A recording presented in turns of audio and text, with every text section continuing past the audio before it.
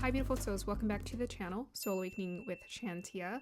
Welcome to the Grahas series. This is Sun Part 2. In this video, we're going to be talking about Sun in the Rashis, more commonly known as the Zodiac signs.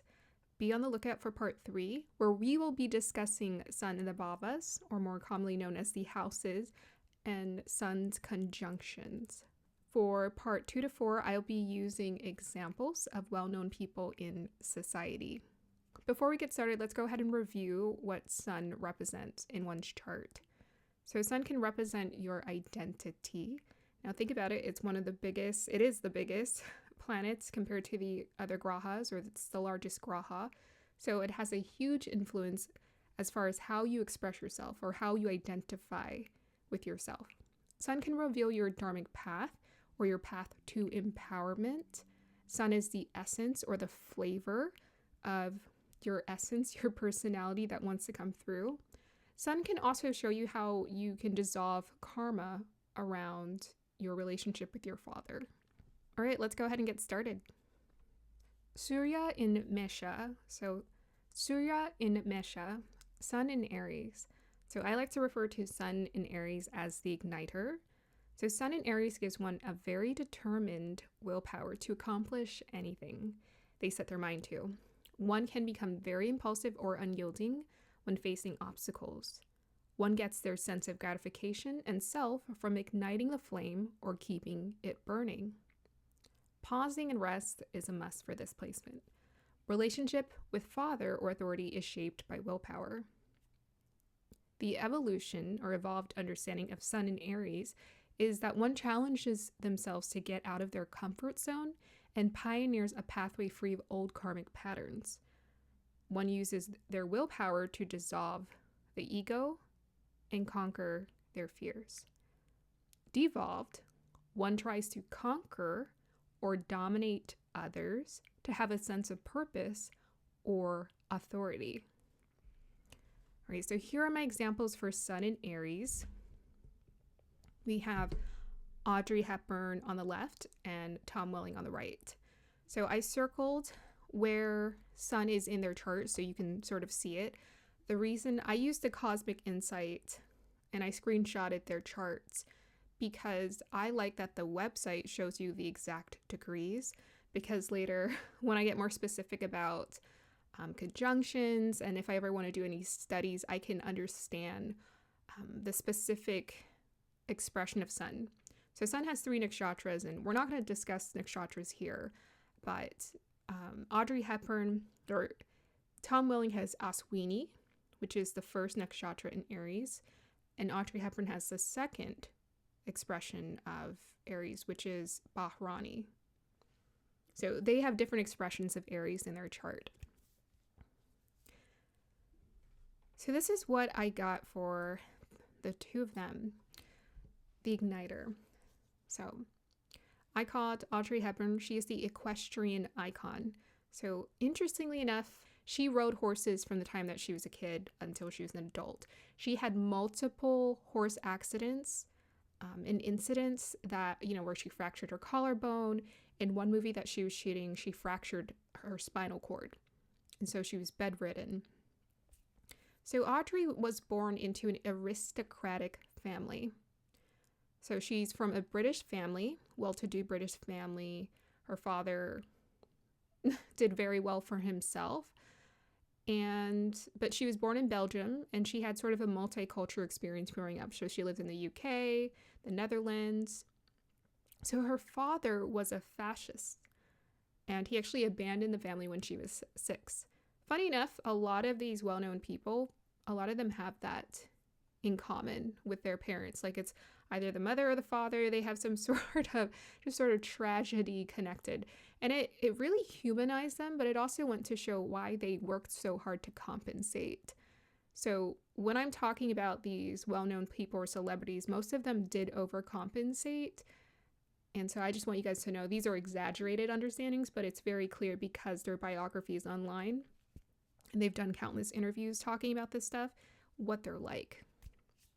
So her father was a fascist, and he abandoned the family when she was 6. So Audrey went to pretty good school. She studied ballet. She danced to raise money to support the Dutch So this highlighted this humanitarian energy, and she has a bit of Aquarius with her. But that also made her learn how to be a leader. You know, she was always learning how to help.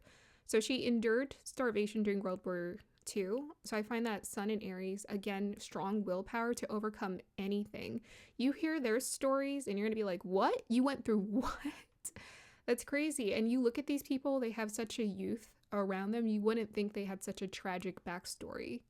But that's because they just have this beautiful willpower that helps them to reset with anything that they go through in life. So she started in small roles in European films, and then she had her breakout role in 1953 for Roman Holiday with Gregory Peck. And this actually solidified her status because she won an Academy Award for this. And eventually she grew in the field of acting and fame in Hollywood, and especially Breakfast at Tiffany's. This is where she became a fashion icon. So that movie where she was dressed so elegantly and represented this fabulous essence of New York, which is essentially what people try to recreate on Instagram, and everything that you see created in social media is, you know, it's an idealism of what people have seen other people do. So she captured that beautifully. She became a fashion icon. So Aries are very well known for pioneering things, right? Her family was from Belgium. So she was the first in her family to become like successful in the entertainment industry. And then just like out of nowhere, she just seemed to become, she didn't out of nowhere. She worked hard since she was a kid.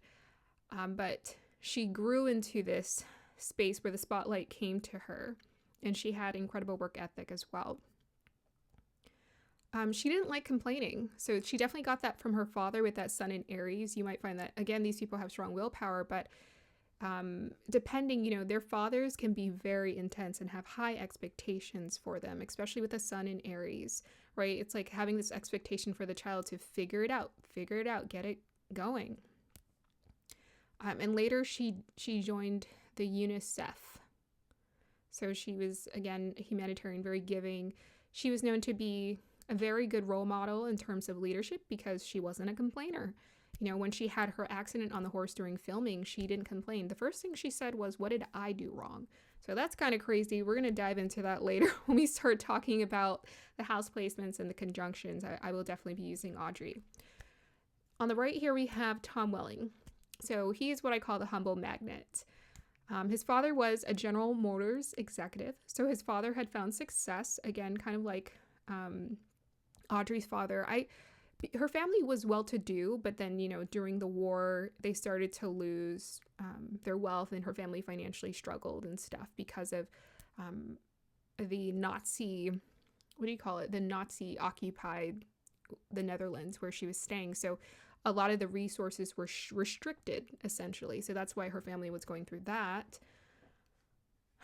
So Tom Welling, his father was a General Motors executive. Oh, sorry. Her father, he worked somewhere like as a businessman. I don't remember all of the specifics. So originally Tom, after he had graduated high school, he chose to become a construction worker. So very strong vitality in him, very strong ability to just like work, capable. I honestly didn't read anything about injuries. He was known as being like very professional. So he chose to become a construction worker. He had no connections to the entertainment industry. He was discovered. So that to me felt very Aries, just like out of nowhere, you're the first in your family to accomplish this and try this out. He was introduced, I think his father, or his younger brother might be pursuing it as well. He was introduced into modeling, and he didn't like it. He actually preferred to be emotional. So to me, that's a very Aries, because you have to think about Aries. This is where Sun is exalted. I didn't mention that, but it is exalted in Aries. And the reason why Sun is exalted in Aries is because it has a healthy expression of authority, empowerment, confidence, and playfulness connected to it. So even Audrey Hepburn, if you ever look at her movies, she seemed to have a sort of a playful, whimsical energy about her. And Tom Welling, you know, even though he played Clark Kent in Smallville, even though he had a bit of a serious demeanor, he also had this light demeanor about him. So I find that Aries give that lighter energy essence of sun. He had no connection to the entertainment industry. He was discovered, introduced into modeling because, you know, he looked good, but he preferred to be expressive. He preferred emotions, and that's why he chose acting. He did a music video, which I watched online. It was so funny. He got a gig on Judging Amy, and then he did multiple episodes, I think, multiple episodes on Judging Amy. He got a part in SVU, Law and Order, and he then scored the coveted Clark Kent role on Smallville. So he auditioned for it, and I think he called his agent like that day to be like, oh, hey, this is what I did at the audition. And literally in that moment, they were like, he got the role. You know why he got the role? Because he is Clark Kent. He's not quite Superman, but he was Clark Kent. So Tom Welling actually grew up, you know, riding horses, farm life. Like he grew up in that sort of Midwestern lifestyle. So he liked it. He liked sports. He very much gave off of an idea of what you thought Clark Kent would have been like. But he was also introverted, you know, serious. I wouldn't say necessarily shy, just introverted, and yet naturally confident. You know, very much this prequel energy of what you think Superman would be like. He was talked as being very professional and serious. He worked constantly. He worked insane hours for Smallville for 10 years. He was absolutely drained and tired. He had gotten married right around the time he had started that show. So he wanted to use that time to spend with his loved ones. And it was very stressful because they basically needed him for every scene. He didn't really have any breaks. And he didn't like the fame. So that's why like Sun in Aries is like beautiful, because most of them are not looking for fame. They just want to accomplish something great. You know, they just want to be brilliant at something or let their light shine. And that's actually a healthier expression of Sun versus like seeking validation. So these people come with an inherent confidence. If you've seen Audrey Hepburn's interviews, she's a bit sassy and she kind of lets people know, okay, like she's very regal in a sense. That's why, you know, I consider her to be an equestrian icon, because she always had this noble energy. And Tom Welling as well. When he walks into a room, he has this sort of aura and light around him, but he's not an attention seeker or fame getter. And he likes living he actually lives the farm life with his kids and his wife.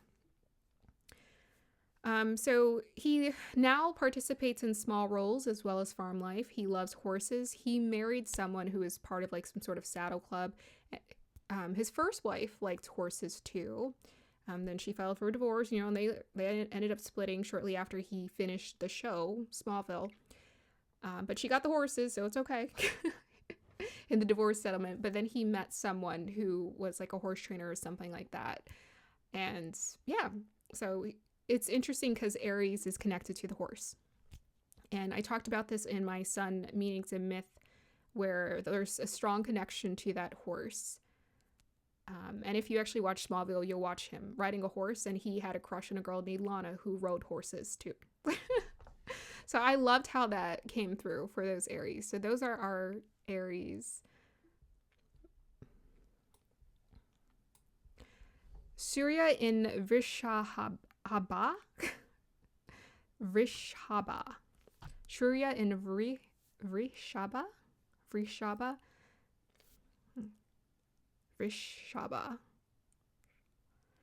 Surya in Vrishabha. So Vrishabha is the pillar. This is Sun in Taurus. So one's identity and persona expresses itself as stable and creative. One can become a stable force for others or a stubborn obstacle. One has a preference for the sensual pleasures of life, enjoys beauty and harmonious connections. Relationship with father or authority is shaped by stability, physical stamina, and beauty. Evolved, one develops keen discipline for themselves and becomes a pillar for their community. One learns about divine abundance and teaches others to access it.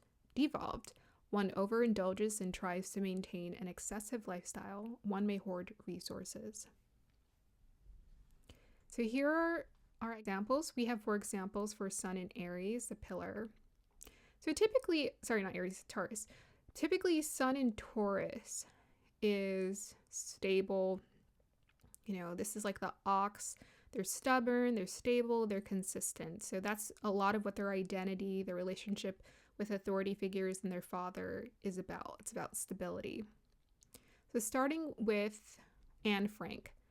So Anne Frank here has her sun in Taurus, and we also have on the right side, we have Prashant Trivedi, or PT. That's what we also like to call him.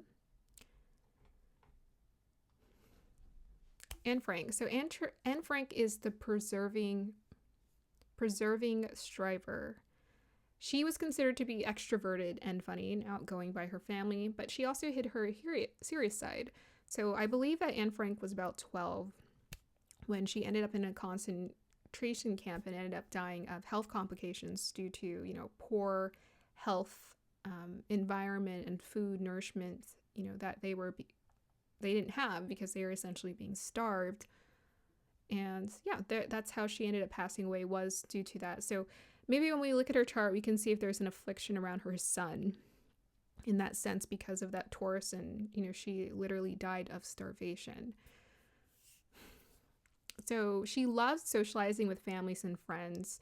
She was strongly connected to her families. Why Anne Frank is famous is because of her published book, The Diary of Anne Frank, which her father actually had published for her.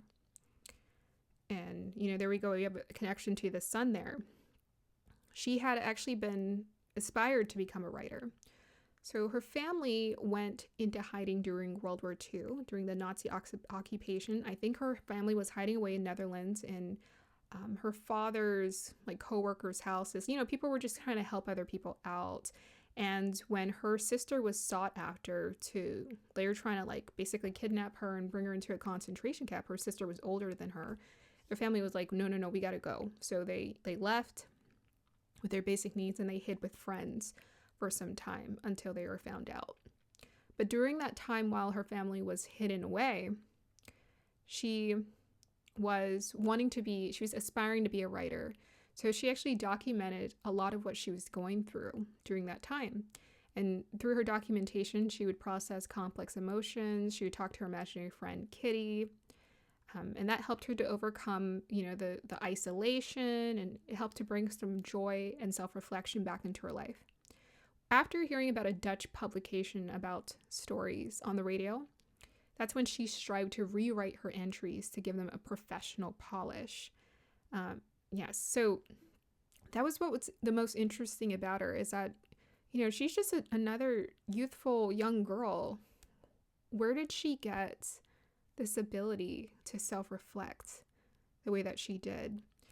And that Taurus energy, all earth signs are ambitious.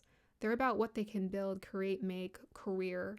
And so by this age, she already had a sense for what her gift was, and she had a sense for what she wanted to aspire to be. She wanted to accomplish something.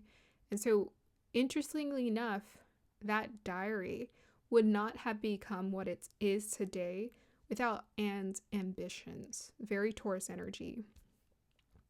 So she was seeking to fulfill her ambitions, her dreams, due to that publication. And it helped her, give her some hope, as a kid, especially at that age when you're going through something as tragic as war. You still have a very active imagination that helps you to manage things. Kids still have that connection to their creativity. So it's just so beautiful what she did, because she was able to bring light and joy into the world in spite of what she was going through. So after she died in the concentration camp, her father fulfilled her wish. So she had talked about it with, I think, a friend of hers, maybe even at a concentration camp, who didn't pass away. And I think her friend told her father that Anne really wanted to publish this. And so he had, I think, some things modified so that some identities were kept hidden, which Anne had actually intentionally did. She had hidden the identities of some of the people. And because she's like, oh, if this gets professionally published, they can't know the names of these people. Let's just keep it secret so they're able to maintain their hidden identity. So I thought that was very interesting connection to Taurus, and the connection with her family, and how, she felt such a beautiful connection with her family.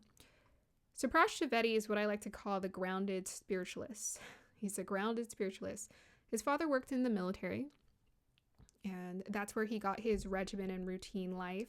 Even Anne, actually, when she was discussing in her journals what she was doing, she said she kind of did this and this on Mondays, this on Tuesdays. She talked about her schedule, so that's also very much a Taurus routine-like earth sign energy coming through. So PT's father worked in the military. That's where he learned how to become routine. But he also acknowledged from early on he felt like an alien in his family. And when you look at his conjunctions, you can see why.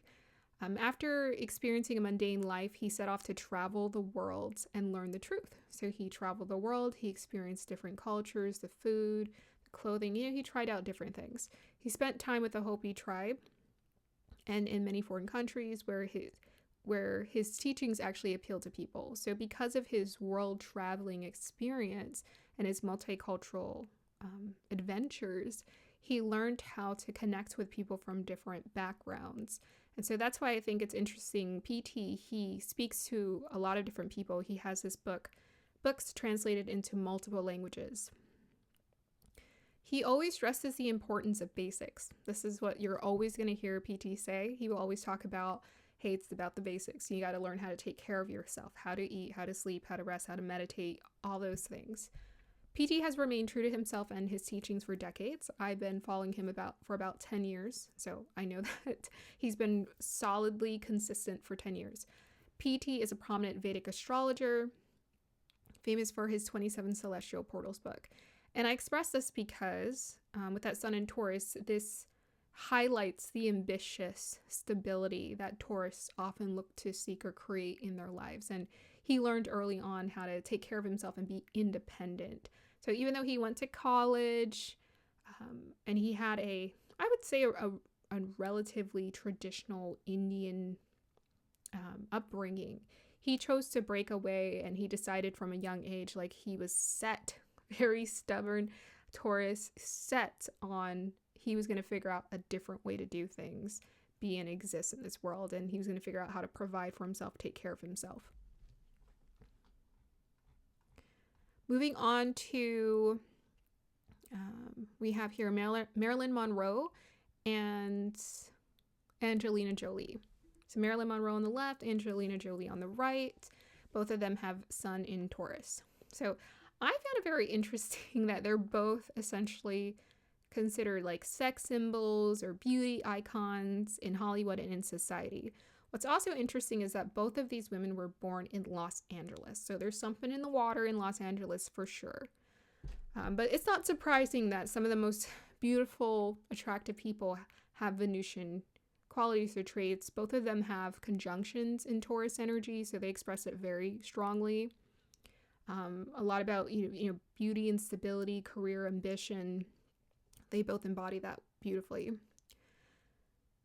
So we have here Marilyn Monroe. She is the preserved central portrait. So essentially she is essentially the blueprint for plastic surgery, the blueprint for what people want when it comes to beauty standards. So formerly Norma Jean, Marilyn worked meticulously to curate the public persona Marilyn Monroe. She was highly skilled and capable. She was willing to go to any lengths to be seen on a world stage. Plastic surgery blueprint, and she became a plastic surgery blueprint and the Hollywood icon. She possessed strong work ethic that made her a sexual symbol. So basically, she did a lot of training. She worked a lot with angles and understanding her body and expressions, sensuality, and how she can, convey that on screen or on a magazine or in a photograph. To break away from this sex symbol, she founded her own production company, right? There's the ambitions coming through. Her father originally abandoned her and rejected her. So her mother, originally she thought someone else was her father. It wasn't. And then she found out who her real father was. She reached out. He wasn't interested, said he already had a family, time to move on. And this played into the tumultuous relationships. So Taurus energy has that sensuality connected to it. It likes feeling physically connected to people, physically close. It cares about family or creating a family. And Marilyn is well known for, having wanted to get pregnant, having to want a family. She got married multiple times, and, she tried to have kids herself. She really wanted that stability, but it just wasn't happening. Now, Marilyn passed away before she was even 40. And, you find a lot of that, these people who become iconic symbols, they maxed or peaked at fame at a very young age. And so that's why her image is solidified into the minds of many people as iconic, because she died young, essentially. Like, no one ever saw her age. So people can always see and imagine and project their fantasies onto her. And that's essentially what she was with that Taurus energy. So to me, she's a preserved, sensual portrait.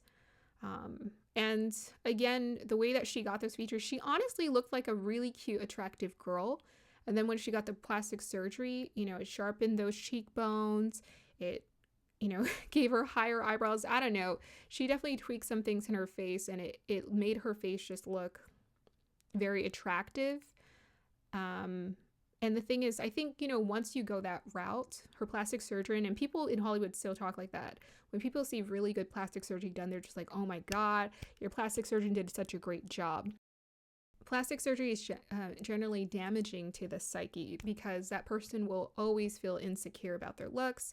But either way, even if the looks are natural, that vanity is just not good for the spirit. I'm being direct and honest about that. Interestingly enough, Angelina Jolie shared a similar background. So I call her the preserving cinematic goddess. Like Marilyn, Angelina was born in LA. Both of her parents were actually actors. Her father, John Voight, became very successful while his wife had unfulfilled dreams.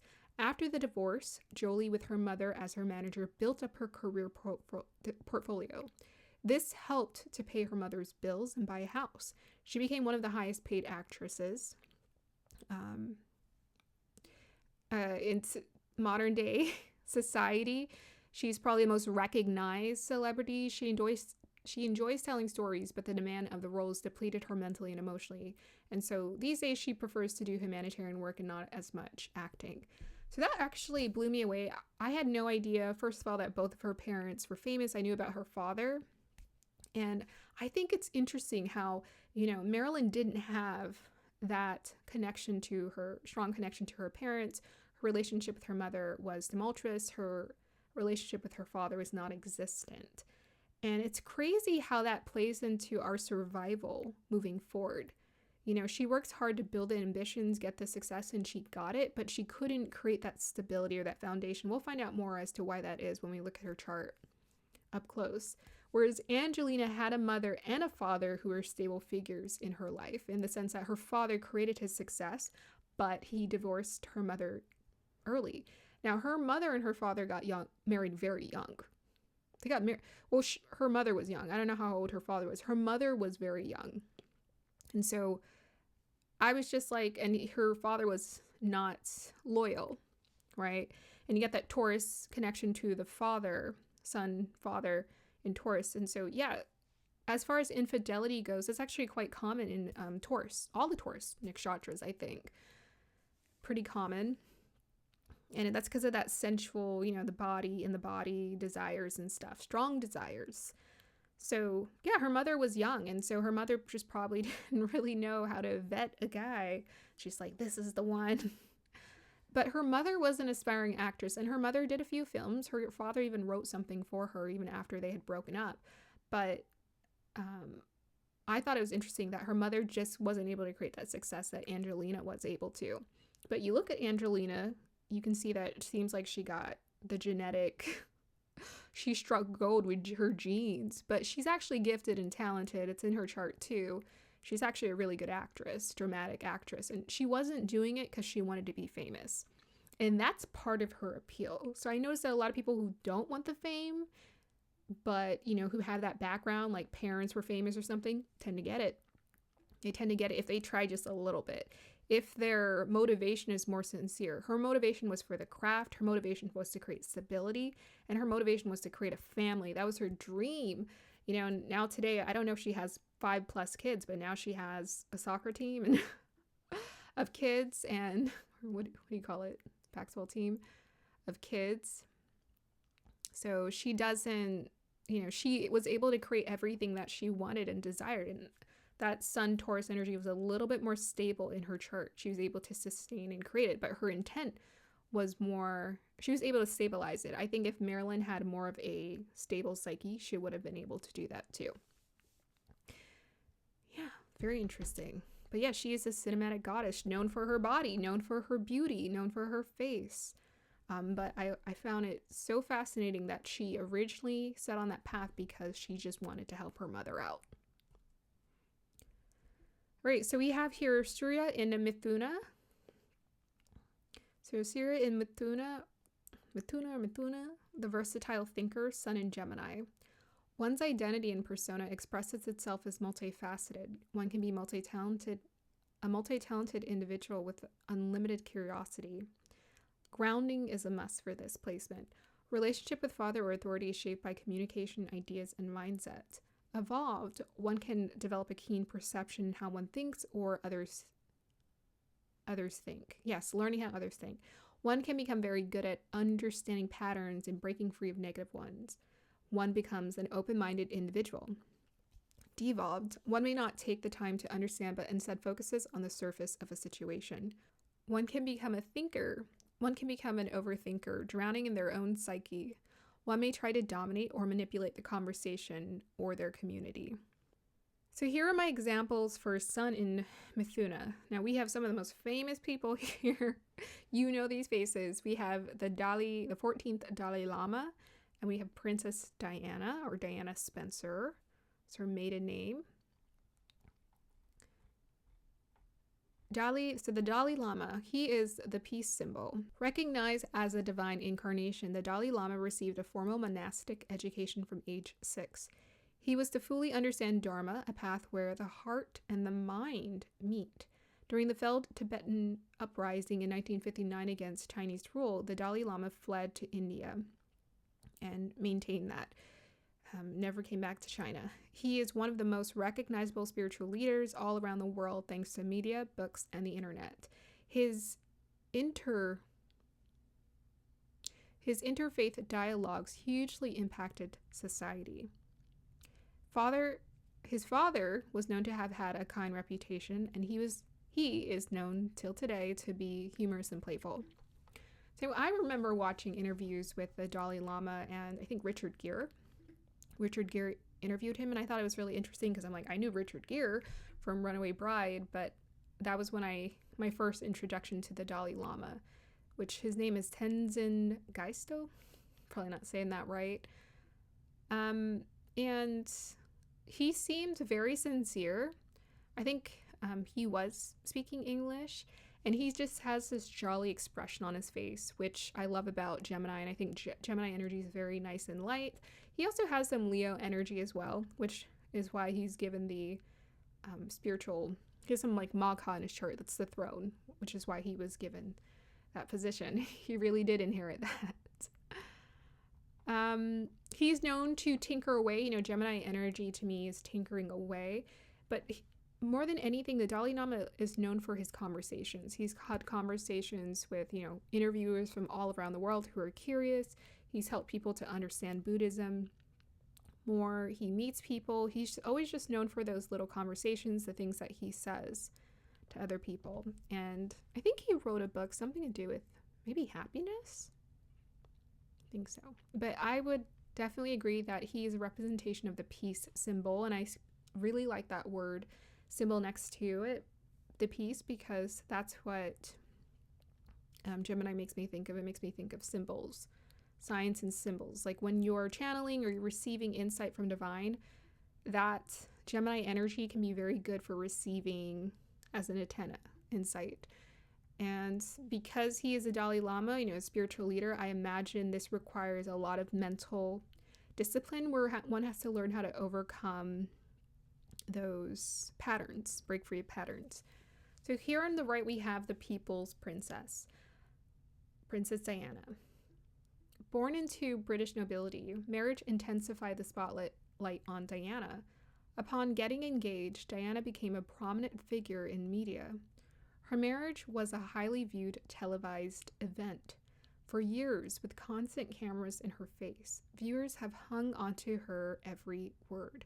Relatable, compassionate, thoughtful, beautiful, rebellious, and transformative.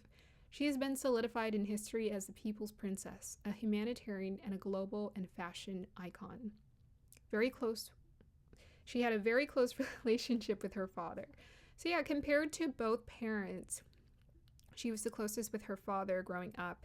She was essentially born into British nobility. Her parents, I think the queen was invited to her parents' wedding. Her parents did not have a happy marriage. I think there was 3 of them. And her mother ended up having an affair and leaving. And then her father later on got remarried without telling the kids. And Diana was pissed. She slapped her father. So I imagine you probably have to have a close relationship with your dad to slap him and be like, that really upset me. And then you guys make up later. So cute. Yeah, so I think what Diana is known for, she's known for her videotapes, right? She's known for the words she said. She's known for everything that's been caught on camera, magazines, all of the media, all of the third house placements, really. She's known for being the media. The cameras obsessively followed her. And if you were to look at her chart, you would realize why. She has Ardra. And Ardra is all about obsession because it has that connection to Rahu. So people were obsessed with Diana, and she had an 8th house connection to that Gemini energy. So her sun is in the 8th house. So people were obsessed with her. The media was obsessed with her. But that obsession they had with her it forced her to have to transform, right? I think she struggled with bulimia and image issues because she was basically brought into royalty from right out of high school. She was very young, and it really influenced her psyche, put a lot of pressure onto her mentally. But what was cool about her, even though she was a princess, she dressed very casually in society. She was very fashionable. And I think that had to do with that Gemini energy, that Gemini really lightens things up. It really says, let's not be so serious. Let's all be happy and enjoy life. And she also had this brightness about her. She was just known to be very charming and witty. She just had a way with words, and part of that is she does have a moon in Aquarius too. So she always had a way with words. But yeah, that's what made her the people's princess. I think that Sun and Gemini energy just made her easier to connect with, a lot more relatable, and she has a ton of other placements in her chart that explain that as well. But she was known for being witty, smart. People loved just hearing her talk and what she had to say. So Frida Kahlo, I like to call her the psycho-brilliant artist. She's well known for her paintings, and they have this sort of surrealist personal identification energy connected to it. So she was born in Mexico to a pious Spanish mother and a German photographer father. So there we go. There's another example of creativity passing on through the genes. Frida Kahlo's life was full of creativity and an active social circle, eclectic social circle. She enjoyed both of her parents, but she was a lot closer to her father. So Frida attended a prestigious school where she met Diego Rivera, who was her future husband, then went on to become a well-known artist. Her life was plagued with health and financial issues, as were her parents and husband. Her bedridden periods of life inspired her to go searching inward for meaning. Both she and her self-portraits are globally famous for surrealism, psychology, strength, resilience, sexuality, and rebellion. Okay. So Frida Kahlo brought out that Gemini energy. Gemini is very versatile, right? It's very good at being versatile. So it's very good at, I didn't really talk about it with Diana, but Diana was very good at just connecting to people through conversation. She was very good at connecting to anyone, like famous people too. So she was a socialite in a sense. And that was what made her so much more appealing, was her ability to connect with people. And that's very much that Gemini energy, is that ability to charm through words, through conversation, to connect with people.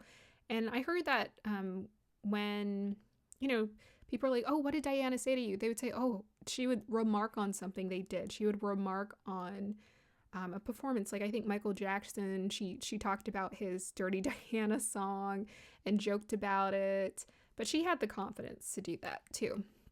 Frida Kahlo is another one of those where she was very willful. Even though, she was versatile, obviously quite creative. Gemini energy can be very creative, versatile with skills and abilities.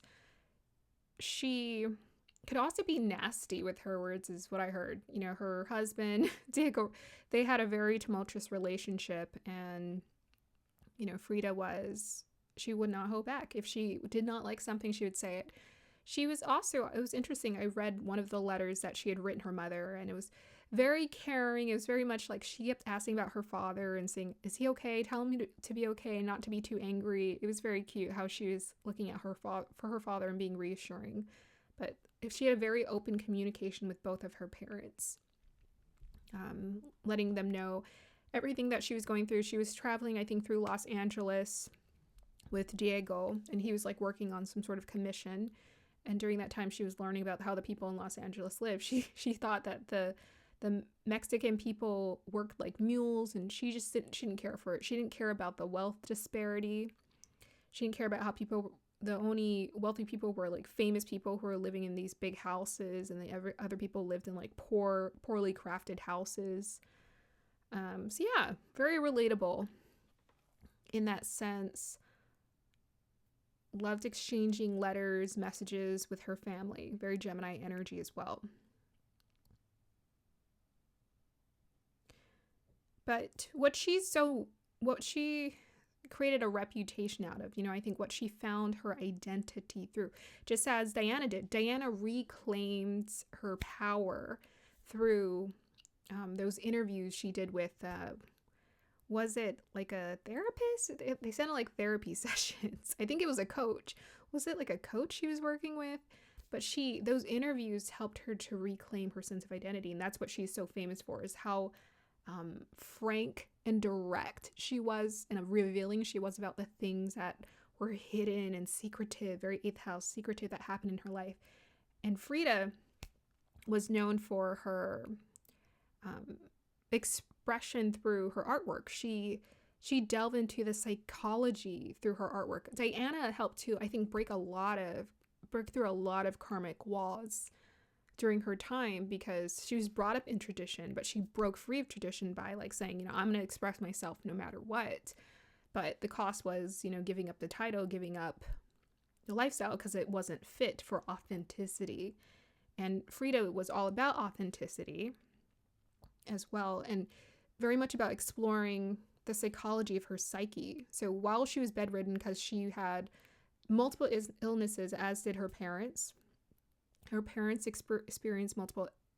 All right, going back to this, I think there's a line I skipped. So Frida attended a prestigious school where she first met Diego Rivera, who became her future husband later. He was much older than her. Then she went on to become a well-known artist herself. Her life was plagued with health and financial issues, as were her parents and husband. So yeah, she definitely experienced the starving artist. And a lot of the people who are like genuine artists that I'm talking about for this series, for this part 2, actually financially struggled. And her father, who was a photographer, Frida's father, struggled financially. He was a photographer too.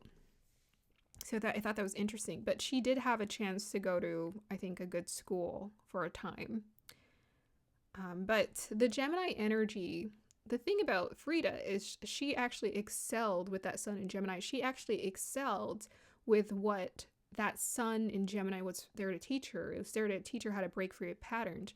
She was in a lot of pain. She was injured. She had illnesses as a kid, and she was injured when she was in high school.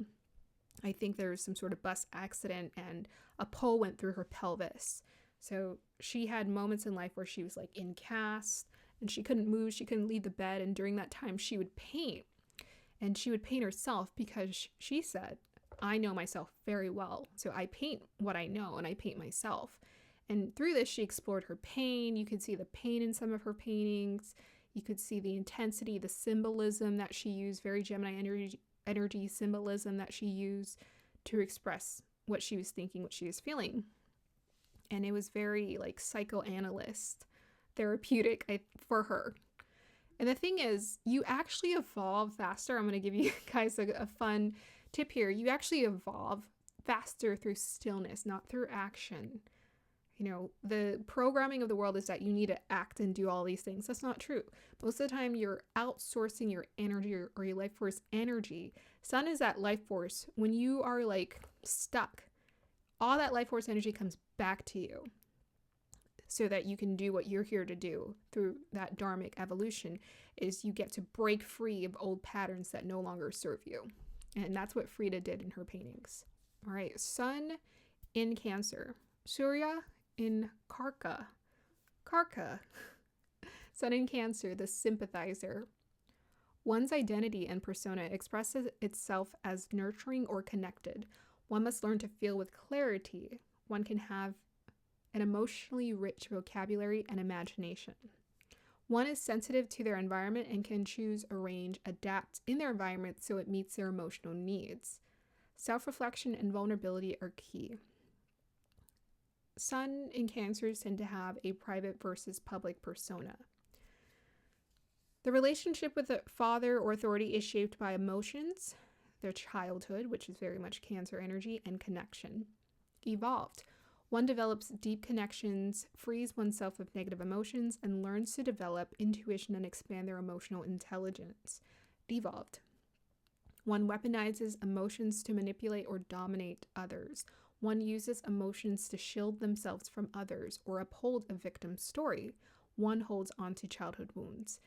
Man, that was crazy. That's crazy rereading that, because when I was reading on the biographies in the background of these two people these three people we're going to talk about, boy, can you tell which ones did that deep work.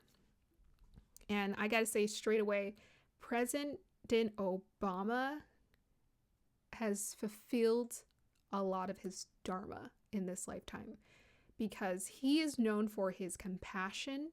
He had an absent father. And yet he found a way to find the discipline to be emotionally intelligent. And that is what he's actually famous for and recognized for, is his compassion, sympathy, and care for others. That's why he became a president. That's what shaped his choice to become a father and how he wanted to father, his choice in relationships. He used all of those childhood wounds that he went through to elevate, to care.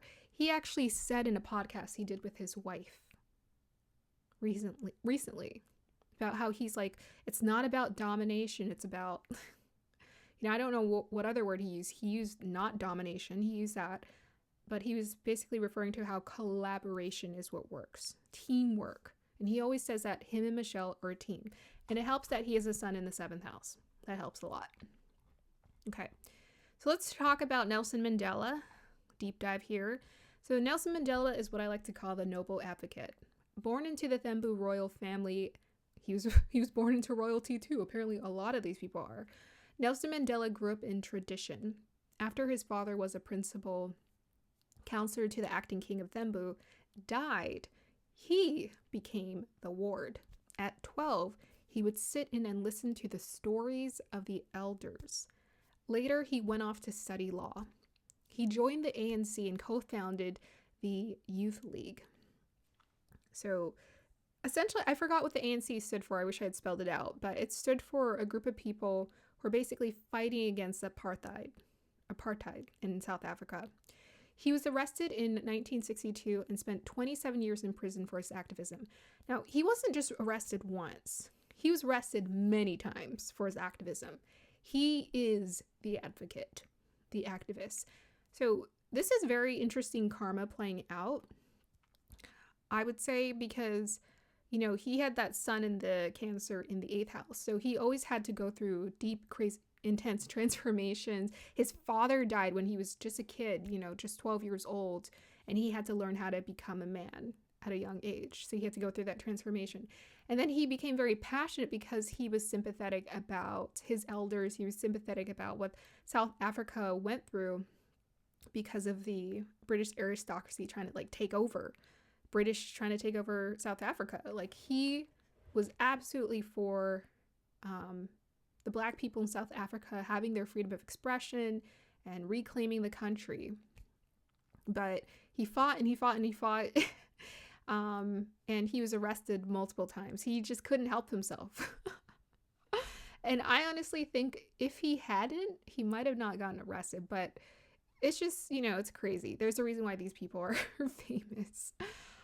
He was arrested in 1962. He spent 27 years in prison for his activism. During that time, his mother passed away.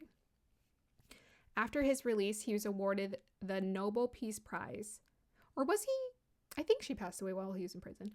He was awarded the Nobel Peace Prize for helping to dismantle the apartheid regime and establish a democratic nation. That is what he's given the Nobel Peace Prize for. He was elected as the first black the first Black South African president. The Black people are already in Africa. What are you talking about? This man is the first Black. Like, it's crazy. When I'm learning history, I don't know, guys. I can see why people don't be losing hope about the world. Yeah, so that Sun in Cancer energy made him very sympathetic. He had a very pleasant aura about him. There's other things that play into his chart that show that. But I think that Sun in Cancer just made him relatable, connected, and he very much cared about others. It seems like he had a somewhat healthy relationship to his dad. I think his father was actually married multiple times, and therefore Nelson Mandela was also married multiple times as well. So there were some unresolved things there. But I believe his ability to like maintain peace with himself, like it took him 27 years to stop resisting, except like, you know, doing the rebellious activism. You know, he kept planning activist experiences, and it took him until he was in prison for a long time to finally stop doing that. And I think peaceful, nonviolent protest is always the way. Not to say that he didn't do that. I think they were just a lot more passionate about how they went about it, the group of people he did it with. But yeah, it does suck. The thing is, I feel like him being arrested multiple times, those were signs to show him to go a different route, and he just didn't. But the 27 years in prison, that's the karma right there. That's like, paid. He paid it. And he paid it with grace. Barack Obama, the Democratic peacemaker, born in Hawaii to a young American mother who became an anthropologist and a Kenyan economist father. They both had met at the University of Hawaii at the time. Then got married and had Barack. Barack then went to an elite academy in Hawaii. And he also went to multiple colleges, including Harvard Law. He studied political science, taught constitutional law, became a senator, then the 44th president of the United States. 44, that's lucky number 44, people. Obama had an absentee father and learned of his father through word of mouth. His mother was his primary, free-range but loving guardian. He is known for his inclusivity, calm, stoic, charismatic, easygoing, sometimes relatable, and comedic persona. He's a great speaker, and he always has a way of remembering little things about people. So, oh my goodness, that Sun in Cancer was so well represented, I think, in Obama. So I was really excited to find out he was a Cancer. So his relation with his father essentially left when he was like at the age of 2. So his father came to visit him once. So his father essentially made little to no effort to get to know him. But his father did shape his psyche to some extent, because I think his father had given him like a basketball. So he started loving basketball. His father listened to jazz music that one time, and so he started loving jazz. I don't know. I don't know if that was him, but you know, that one moment he had with his father shaped him. He mostly learned about his father through other people. So with that sun in the 7th house, that does kind of put a restriction on the energy. That's why I always tell people the houses and the signs are interchangeable to some extent, because I find that people with the sun in 7th house often do have a deficient, debilitated relationship with the father, where the energy is just not it's not coming out in this like fully nice expressive way. It feels quite restrictive. So his father was non-existent. He had examples around him, but what was interesting, everything he didn't have, he learned to be. Everything he didn't have, he learned to be or be like or become. So he became everything he didn't have. So he understood it. Highly intelligent, highly emotionally intelligent. A lot of people become victims to their stories. And the reason why this man most definitely fulfilled his dharma is because he did not let that story about an absentee father strip him away from wanting to help people in some way. Now, did he overcompensate by becoming the president of the United States? Yes, he did. But he did the best with what he was given, considering the programming and all of that. So he had an opportunity to attend colleges from early on. An elite academy. So he was given a good education early on. He was meant to. You know, his mother liked spice. After her father, the Kenyan economist, she married an Indonesian man who she also ended up divorcing.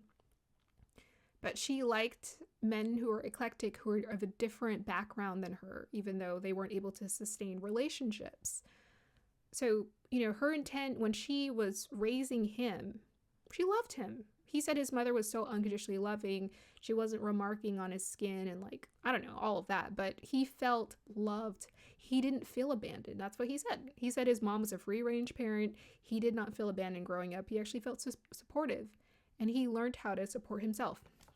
Now, when we talk about the conjunctions and other things going on in his chart, we'll get to see why. But the other thing Obama is really known for is how connected, sympathetic, relatable he is to other people. You know, he's always doing interviews where he's basically mentoring people and giving them wise counsel. You know, water signs, great counselors. He comes off as a counselor. People are always looking up to him to see what advice do they have for him. And he's quite practical about things, but what comes through that he doesn't always communicate. I don't think he has the words to communicate, but his body language and his aura is saying it, is how emotionally intelligent he is. You know, he exemplifies it. That's the best kind of leader you can have, is someone who exemplifies the thing they're talking about. He exemplifies calmness. He exemplifies, you know, not losing his temper. And that's what people find incredible. They're like, whoa, you are the calmest. Where do you get that from? And he always remembers little things about people, because Cancer has a emotional memory. They have a very strong emotional memory. They can remember things from when they're kids. They can remember specific things about people. They have a very emotional, nostalgic memories. So they're very good at remembering things about people. Moving on to Whitney Houston. So Whitney Houston is the unparalleled vocalist. Born in Jersey to a gospel singer mother and military and manager father, Whitney's talent became apparent in her teens. Described as gifted, supportive, loving, playful, sassy, secretive, and deeply spiritual, Whitney elevated into superstardom with The Voice. In her youth, she sang with her mother and modeled. She sang backup for established artists like Chaka Khan, then scored a record deal with Clive Davis. Her relationship with her parents were complex. Her father became greedy, and her mother had a traditional background that disagreed with her rebellious daughter. People praised Whitney for her professionalism, but in time, work took a toll on her. She always had this warm ability to connect with her fans. Whitney Houston just came out of the womb with this insane talent, and it's in her chart with the second house. She just came out of the womb with this insane talent, but what made her so appealing, and I find that this is very common for water signs, beautiful, beautiful, connected. They always have this ability to just connect with people. So that was what made her appealing. It was her ability to connect and also convey emotions through the voice. She had Pisces in her chart. She knew how to convey emotions through the chart. So that dharmic energy of letting her emotions shine helped her to become a beautiful actress, convincing actress. She was talented. She modeled. She could sing like nobody's business. But it was because she was connected to her emotions, and she could bring out those emotions like no other. So very beautiful example of that Cancer energy. But at the same time, she had that other persona, as common with Cancer energies. And that other persona was, the part of her she didn't show, which was more sassy, more rebellious. It came out here and there, but she was taught to exemplify a certain image. And I found that was very common for Cancers, is that they always have this pressure to portray a certain image externally to other people, maybe because they can feel psychically, as empaths, they can feel what other people are feeling. And so they know when people are judging them, and they don't like it. They feel it, and they feel drained by that because maybe they struggle with some of their boundaries. So they try to create, usually when they're more famous, they create dual personas. A persona that they show to the public and a persona that they show to their family and their close ones. And I think Whitney's life is an example of that.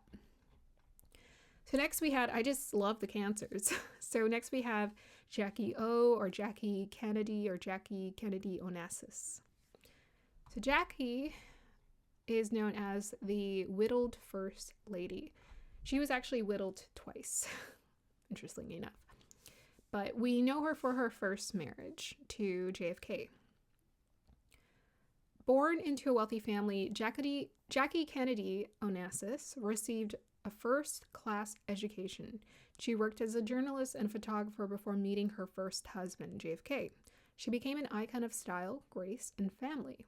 She had a passion for books, culture, and was an accomplished editor. She adored her womanizing alcoholic stockbroker socialite father. She did adore him.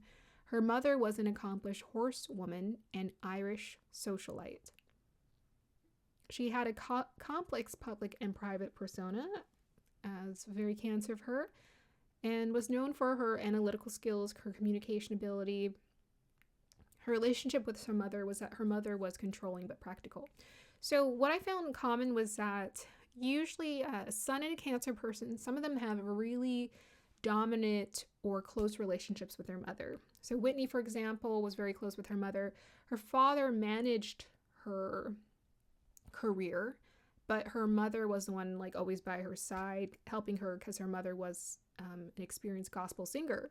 So her mother's connections was what helped her to get into the industry, and then her mother was always there as her counsel. But her father, I think, got a bit greedy, and there's times where there are financial issues going on with what he was doing. So I often find that with the Sun in Cancers, their mother played a significant role in their life. Barack Obama, the same. He said that his mother played a significant role in shaping his values.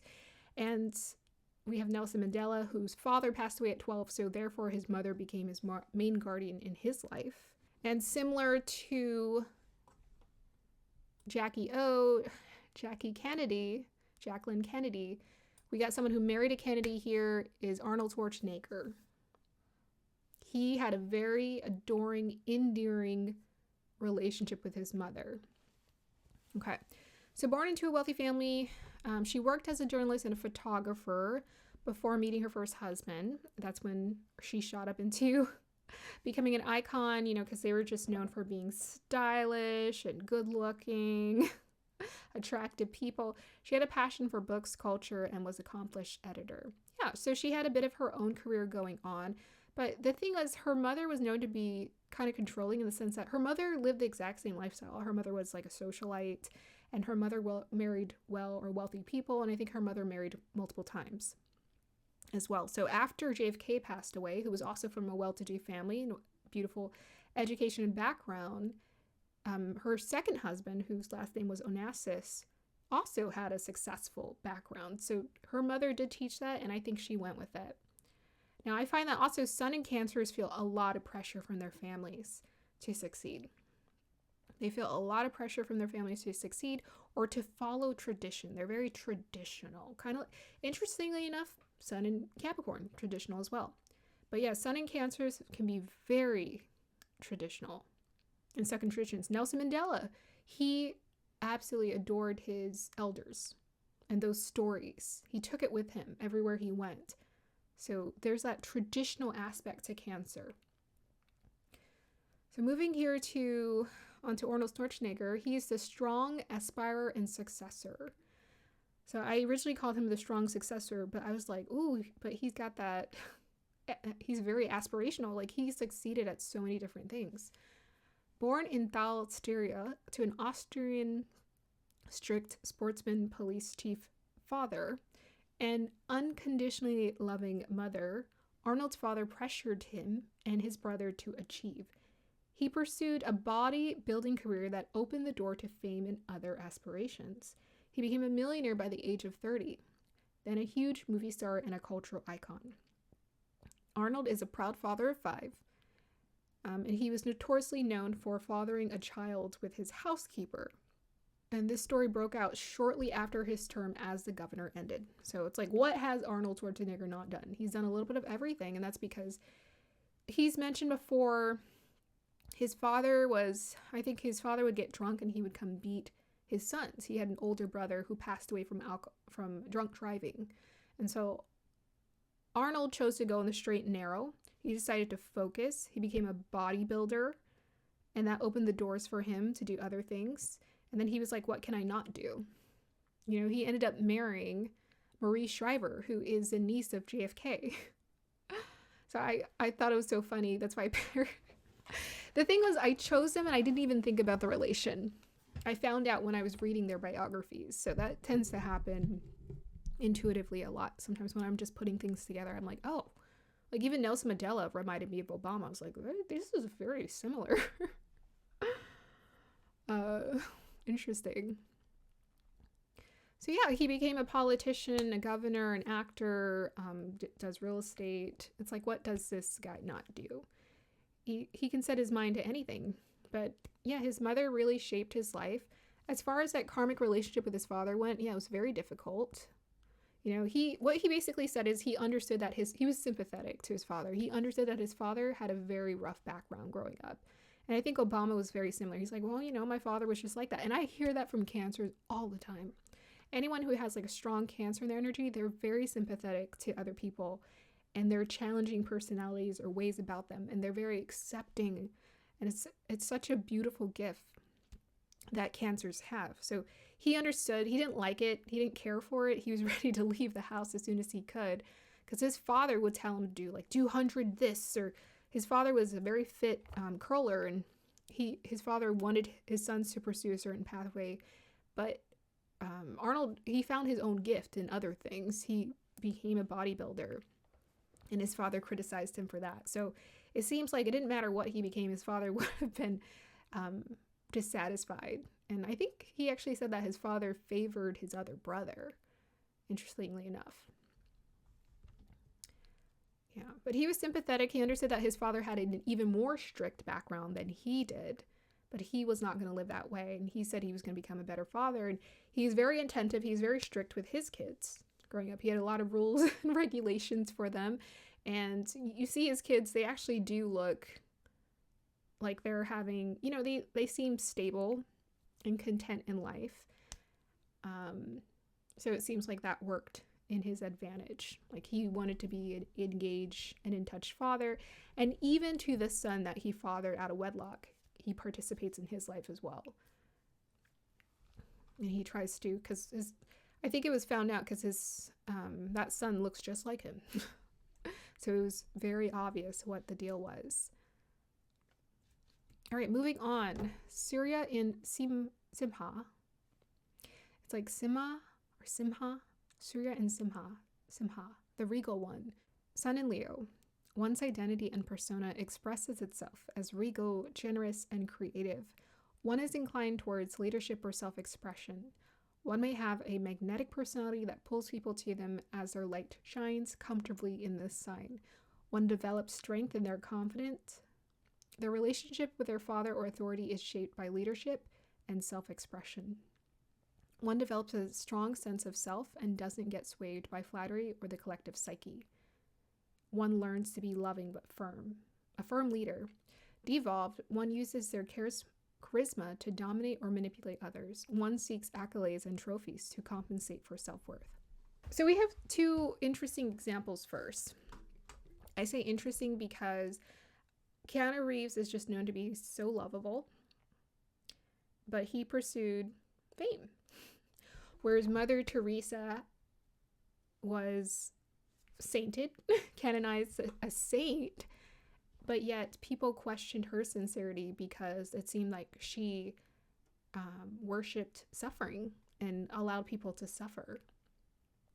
So yeah, people are complex for sure, and we're going to go ahead and discuss these two Leos. So the lovable movie star, Keanu Reeves, born in Lebanon to a costume design mother, and his mother was also a showgirl, and a geologist father. His Hawaiian Portuguese father abandoned the family when he was 3. There's another one, what is that, like a million story I read about abandonment. His father was imprisoned for drug trafficking. He had the choice, Keanu Reeves had the choice between hockey, a hockey career, and acting. He chose acting. At 35, he became famous for Speed and The Matrix. I had to look at that number. I was like, he was 35? I thought he was a lot longer. That's because Keanu Reeves does not age, for one. And two, yeah, he was 35. That's about the time that's a healthy time for one to get famous before their head blows up. So he worked hard to get there. He has generously given his earnings to his co-workers and founded a private children's hospital foundation. People describe him as humble and kind. He lost a daughter, one of his partners and him, they were expecting a daughter, and she was stillborn. And then that same woman passed away soon after. And his sister also had leukemia. So it doesn't seem by accident how these people become so lovable as they are. So he had a very intense upbringing from early on. His mom did not have the best taste in relationships, or I wouldn't even say, strangely enough, just like Barack Obama, his mom married an Indonesian man after this. Was that it? Yeah, she did. So his mom also liked a little spice and flavor, but she was from, I don't know his mom's exact background, but his mother maybe was from Lebanon there. But yes, his father was not present in his life. So early on, he kind of had to learn how to step up, but his mother seemed to really encourage him to be creative, to have fun in life. He was dyslexic, and so he had a bit of a hard time with his studies. He was actually expelled from one of his high schools for being dyslexic, which is just so sad. But he went through things in life, and yet he seemed to always keep his heart open, which is beautiful. And today he's with one of his longer time partners, who people like to comment about it because it's an age-appropriate relationship in Hollywood. Yeah, he seems to have grown up. He grew up in the spotlight, but he seemed to have grown up since then and mature, and he just brings that light into light, and people just adore him. So I just had to bring him up as a Leo because I was like, people adore this guy. What is going on? And he's got that Leo energy going on. He's just so kind, very generous, very giving. He's very private about what he donates. He doesn't like talking about it. He's also given part of his money or earnings to the people who worked on the movies with him because he likes people to get what he feels like they deserve, even though he's usually the number one on the call sheet. So we have Mother Teresa here on the right, the devotional missionary. That title, I think, fits her because that's what her life was all about. That's what her mission was all about. Born to an Albanian devout Catholic couple, Mother Teresa was known for her unwavering devotional work to the poor and the sick. She was very organized in her approach and successfully founded causes to help people. She was very strict about her traditional Catholic views. She received the Nobel Peace Prize and gave that $7,000 award money away to feed 400 impoverished Indians in Calcutta. She stressed the importance of giving the poor and the sick tender love. Specifically, she used those words, tender love. She believed in helping people, especially the poor, to suffer with grace and to die in peace. Yeah, that was very interesting reading on that, but I've heard people talk about Mother Teresa as a controversial figure because supposedly she gave herself access to modern medicine but didn't let other people do that, and people thought that was just very two-faced of her. And yeah, I think people are just generally complex, but I think the sincerity she had, was there because she was actually up there doing the work, helping the people, giving to the poor and feeding the sick. Now, her deeper psychological views about restricting help for the sick people or the poor people, I think that's deeply ingrained into her because she spoke of suffering as if it was this sort of mystical thing. And I don't necessarily disagree with her because I've actually mentioned this on my channels before, maybe even in my shorts, that suffering is just a part of life. And we do have to learn how to work with it because what she said, which I think was accurate, was that, I agree with, is that God didn't create suffering or poverty, but poverty is something that people go through. It could be karma, it could be other things. And so her mission, she believed her mission was to help people to suffer with grace. That was her mission. That's why she let people suffer with grace. She believed it was her mission to let people suffer with grace. She didn't believe it was her mission to solve poverty or solve, sickness.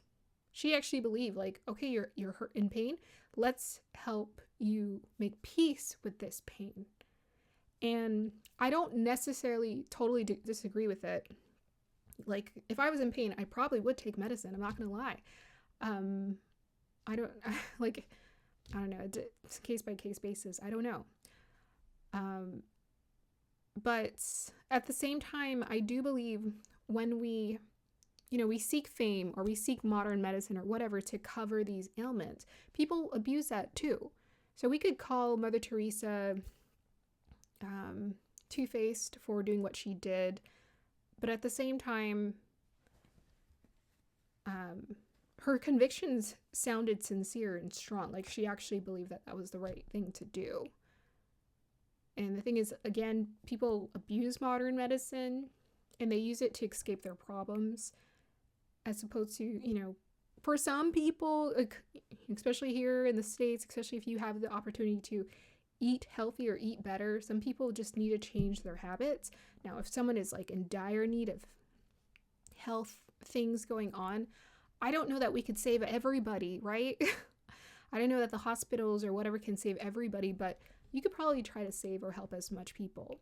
Now, it's also part of certain cultures that we don't try to become social workers, because that is a part of externalizing your life force energy. And that's where I think, what Mother Teresa was doing was sort of outdated, because everyone's like, oh, we got to go help and save the people and, all this stuff. But we're learning to understand that the way you truly help yourself is by regenerating yourself and by being an example. That's the best way to help people. It's not trying to feed the poor, and you can help people if you want to and whatnot, but if we understand that we're beings at the core and we can live by example, then we can inspire people to take care of themselves, right? Or to, sometimes it just takes inspiring someone so they do knock on the door, because there is a service that can help them. Maybe you're not the service, but maybe there is a service, and maybe they're just too ashamed to ask for help. So there might be some of that going on. Moving on to these pop stars.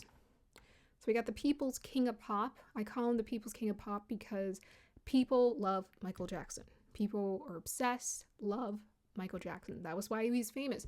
Why are these people famous? Because people absolutely were obsessed and loved them. Their persona, everything they were about. He just had this energy about him. People loved him. And there's a reason why. He had a 7th house sun. He was designed, created to, in a sense, be a people pleaser, but just kind of know what to give the people. He had Aquarius too. He knew what to give the people. He knew what people would like. Then we have here on the right, the powerhouse talent. Okay. So the people's king of pop, born to a demanding, musically talented father and a nurturing mother. Michael Jackson is the peak of fame, talent, and celebrity culture. He struggled with insecurities and perfectionism, always holding himself to the highest standards. His legacy is untouchable, along with the legacy of the Jacksons, his family. He was known to be a humanitarian, generous, kind, and a kid at heart. His massive fame shook stadiums, but behind the scenes led him down a path of addiction. He was known to be a loving and engaged father. Michael Jackson epitomizes what Leo energy is about. You know, I mentioned creativity. Very creative. Very creative. And he liked to be, what Leos do is they also honor legacy and tradition well. So a lot of what these, the best pop stars, actors do is they reference other great people before them.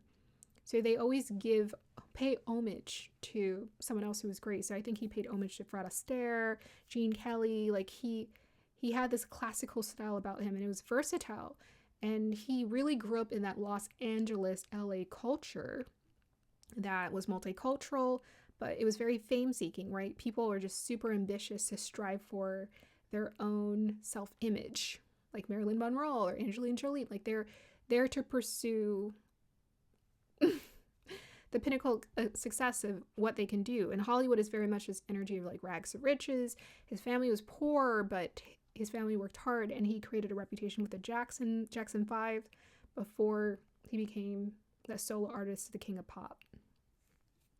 So Leo energies, just like Beyonce, she started in Destiny's Child and then broke free, became this huge solo artist. Leo energy is wherever that light is, this is the type, when it's in Leo, the light just shines so comfortably. They are comfortable with being seen. They are comfortable with shining. They are comfortable with being talent, being gifted, expressive, and that makes people feel good. So if you ever sit and watch these people and you wonder, why do I enjoy watching these people? That's because they enjoy what they're doing. Other people, they do it, they don't like it. These people absolutely loved what they did. Absolutely loved what they did. So they emanated that. And there's a people appeal that they have about them. They just have this loving aura. So people, they don't just get obsessed with them. They love them, like their heart. I guess you could say the heart emotional center area here in the chest, like it just expands. Their eyes light up. And they light this spark inside of them, and this fire inside of them just starts to burn bright when they're doing something that they love. So these two are perfect examples of that. So we got Beyonce, the powerhouse talent, born to a resilient designer mother and entrepreneurial father. Beyonce was given a comfortable life and learned great work ethic from a young age. Upon seeing her personality explode on stage, in contrast to the shy girl they knew, her parents committed to growing her career in Destiny's Child. Then later, as a world-renowned pop star, Beyonce is noted for... Then later, as a world-renowned pop star, Beyonce is noted for her kindness, legacy, marriage, humility, incredible work ethic. She loves to stay busy with projects and being a mother, and enjoys including her kids in her projects. So they both very much mirror each other in a lot of sense. They're both set on creating a beautiful, incredible legacy for themselves. So Beyonce, she's all about the legacy. She's all about, well, what can I build? And then she's including her kids into her work. So she's really about legacy. She wants to pass on the baton to the culture, to her kids, to continue that essence. And she received that talent. I think, the creative talent came from her mother, who was a designer, and I think who was cultured and did dance and some singing to herself. So she learned a lot of that. So these people aren't getting talent out of nowhere. most of these people directly from the parent, and they grew up in the culture where their gifts were nurtured. So their gifts were nurtured. Both of them, their parents their fathers especially helped to pave a pathway towards building their careers. You can say that Beyonce's mom and her father helped to build her career. And yeah, and I think Michael Jackson's father definitely wanted to be famous. I think, I don't really hear too much about Beyonce's father, so I don't think his goal ever was to be famous. I think he just wanted to do well for his family and succeed. Michael Jackson's father was known to have a very dominating personality, and that's because, Michael has this sun conjunct Pluto, so that's a power dynamic struggle where he's struggling with that power energy with his father. So I'm sure his father was quite dominating with him, and he had to learn how to overcome that. But both of them found a sense of empowerment through their self-expression, and their creativity and their identity revolved around their artistry. Moving on to Surya in Kanya, Sun in Virgo, the maiden and hermit. One's identity and persona expresses itself as pure, analytical, and service-oriented. One learns to be consistent, stable, capable, dependable, and ready to act when their help is needed. One will be asked to develop self-mastery, activate their receptivity, and create with it. Relationship with father or authority is shaped by discipline, routine, and service. Evolved, one develops pure intentions through discipline and orients themselves towards service. One learns mastery over self and systems. Devolved, one uses their analytical skills to find fault and blame towards themselves or others. One uses their charisma to dominate or manipulate others into becoming their refined projection. Ooh, Sun in Virgo, my sign. Yeah, don't worry, I went in on all of them. I'm harder on all of them because they're all Virgos, like me. Okay, so we have here on the left, Jim Caviezel. We have here in the middle, Mahatma Gandhi. And we have here on the right, Barbara Walters. All of them Sun in Virgos. So starting with Jim Caviezel. So Jim Caviezel, I consider him to be the sacred performer. Born to a chiropractor father and former stage actress mother, Jim Caviezel grew up in a Catholic devout family. He originally pursued a basketball career, but after a foot injury, he pursued acting. He's best known for playing Christ and has since dedicated himself to faith-based roles. He's very close with his dad. He's described as being conservative, very intense, selective, authentic, someone of conviction, and an outcast. He's also a devout father. He adopted 3 kids from China who had intense illnesses, but he wanted to be a father and helped take care of them. Okay, so Jim Caviezel is obviously known for playing Christ in the Passion of Christ. That's what he's well known for. In my Saturn and Pisces video, I think part 1. Was it part 1? No, part 2. I basically did a study of the Count of Monte Cristo, which he also played in, where he was like whipped. It was very much a referencing this energy that Pisces coming through, and like restrictions and prison. And yeah, if you guys want to watch that out, go ahead and check it out, because I rewatched it the other day and I was like, this was really good. You ever feel that way about things you create sometimes? Oh, this is really good. So when it comes to his career, he's known for being professional, but when it comes to his career, he does what feels like is right? So the last movie that he was well known for doing is The Sound of Freedom. The Sound of Freedom was about child trafficking. Back in the 2007, his wife, I think, adopted their first child from China.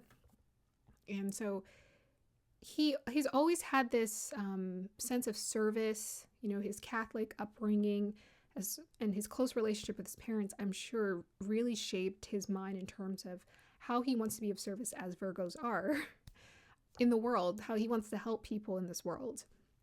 So that very much comes through. So to him, when it comes to taking on a movie role, he doesn't want to just do it because of the money. He wants to actually do something that's going to help people or uplift society in some way.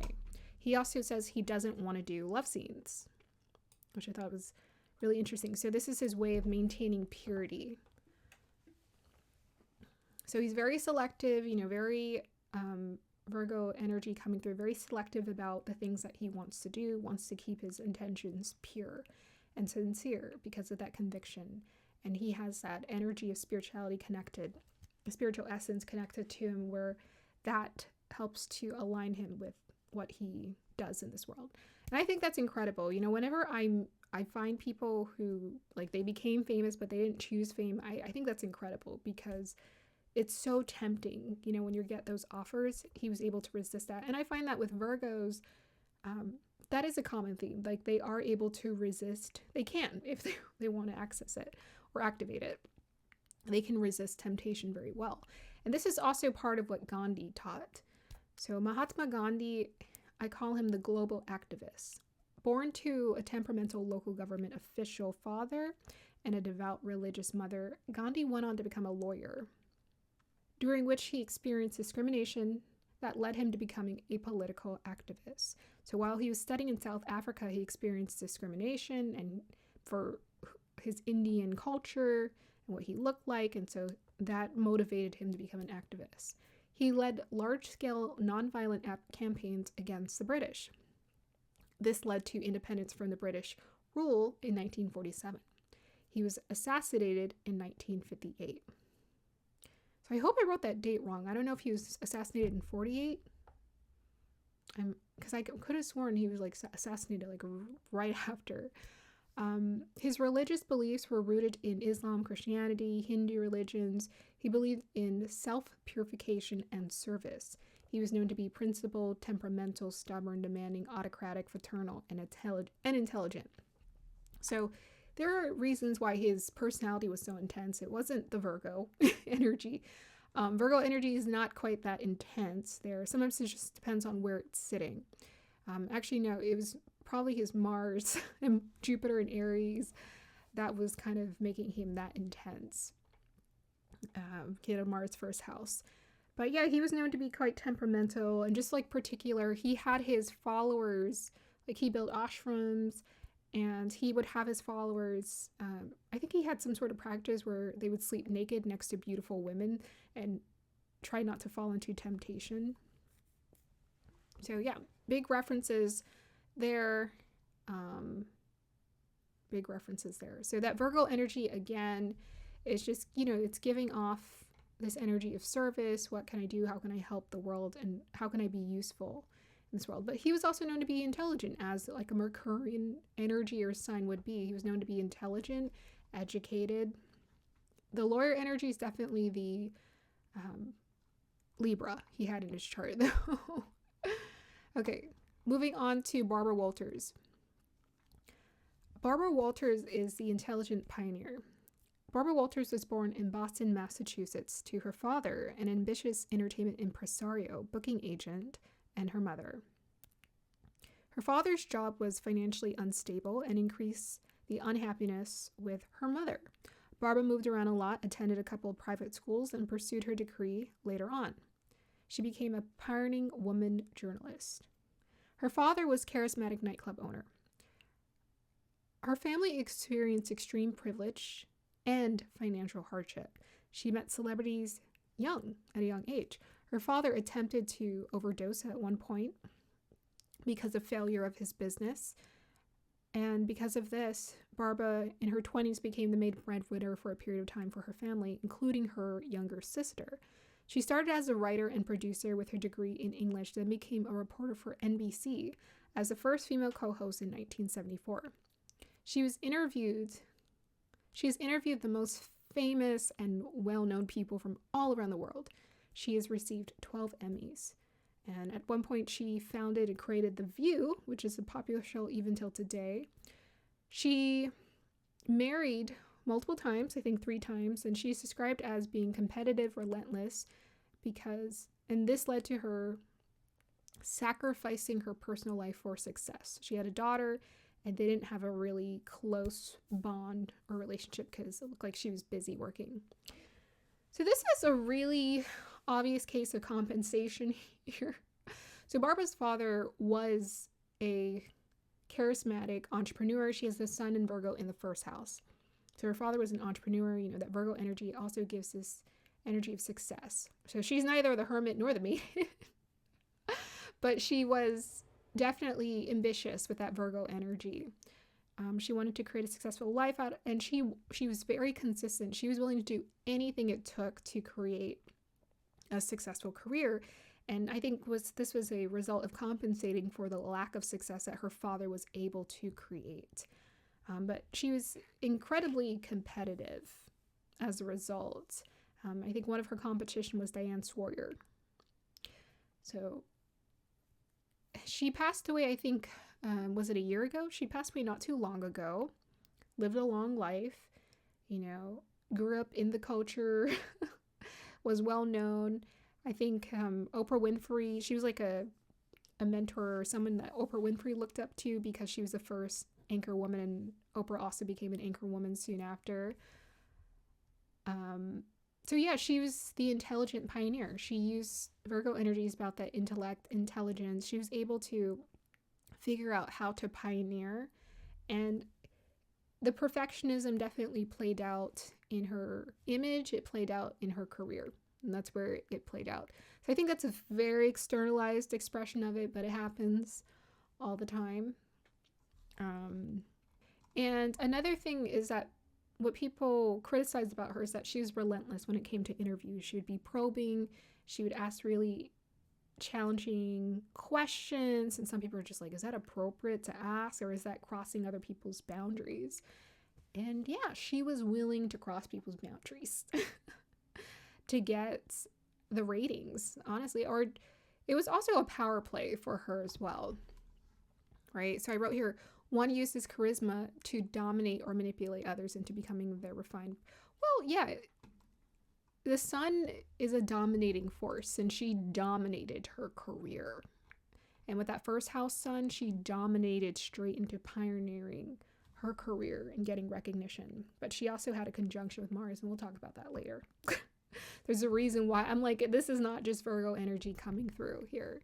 There's something else impacting her pursuit in life. But yeah, her analytical skills, her ability to be accomplished, organized, focused, routine, consistent self-image, consistent at her work is what played into this. And even Beyonce, you know, people would always say, oh, Beyonce is a Virgo, and she's given out people put out multiple birth times, and then she sent out her birth certificate, but it just didn't make any sense for her to be an Aries ascendant to me. So I feel like Virgo makes more sense because, again, it's like that career, known for being ambitious, known for being career oriented. Usually that's going to play out in houses where you can be seen. And Beyonce is all about the self-image. Like that plays a lot into her career. Is like people want to see her face on the product. They want to see her, whatever she's associated with, they like it. Just because her name's a part of it or she's associated with it. So to me, that feels very sun in the first house. And I think you can kind of tell when someone has the sun in the 7th house, the first house, like, boy, is there charisma right in your face. It's very intense. And you're just like, I don't know what this person's got going on, but, you know, you just like them. And yeah, with a sun Virgo, though, and then just with that Mars with it, you know, that kind of gives someone a very warrior, dominant, masculine energy expression of Virgo. All right, we will move on to the next one. Surya in Tula, Sun in Libra, the Judge. One's identity and persona expresses itself as balanced, creative, and diplomatic. One is asked to understand the masculine and feminine or dual perspectives of life so as to find center. Relationship with father or authority is shaped by balance, beauty, and diplomacy. Relationship with father can be finicky. Evolved, one develops a respect for multiple perspectives, cultivates discernment, and channels higher views on life. One learns to honor the process of karma, which is essentially dharma and adharma. Devolved, One develops a psychosis, leading to a split in their persona. One uses their charisma to people please and extract favors or validation. So the examples that I have for Sun in Libra is Grace Kelly on the left here and Bill Gates on the right. So starting with Grace Kelly, she is what I consider to be the leading actress and princess. She actually maxed in her career at age 26, and then she became the Princess of Monaco, which is just insane. So she retired from the entertainment industry at the age of 26. And I thought that was crazy because I thought for sure she had like a long-standing career. When she started working, she didn't stop working. So she had film after film hit after film hit before she retired. So Grace Kelly was born into a prominent Catholic family. Her father was a successful Irish-American businessman, public figure, and Olympic gold medalist. Her mother was an athletic coach, a civic activist, and a homemaker. Her father disapproved of the entertainment industry, but she went on to pursue it. Her mother did support her. She was taught, essentially, programmed to vie for her parents' attention, and especially her father's approval. She attended American Academy of Dramatic Arts. She appeared in theater and then made her film debut in 1951. She catapulted into Oscar-winning success, worked hard, then married the Prince of Monaco and retired from acting. She was cool temperament, elegant, determined, and sharp. She had a very mutual, respectful, and loving marriage.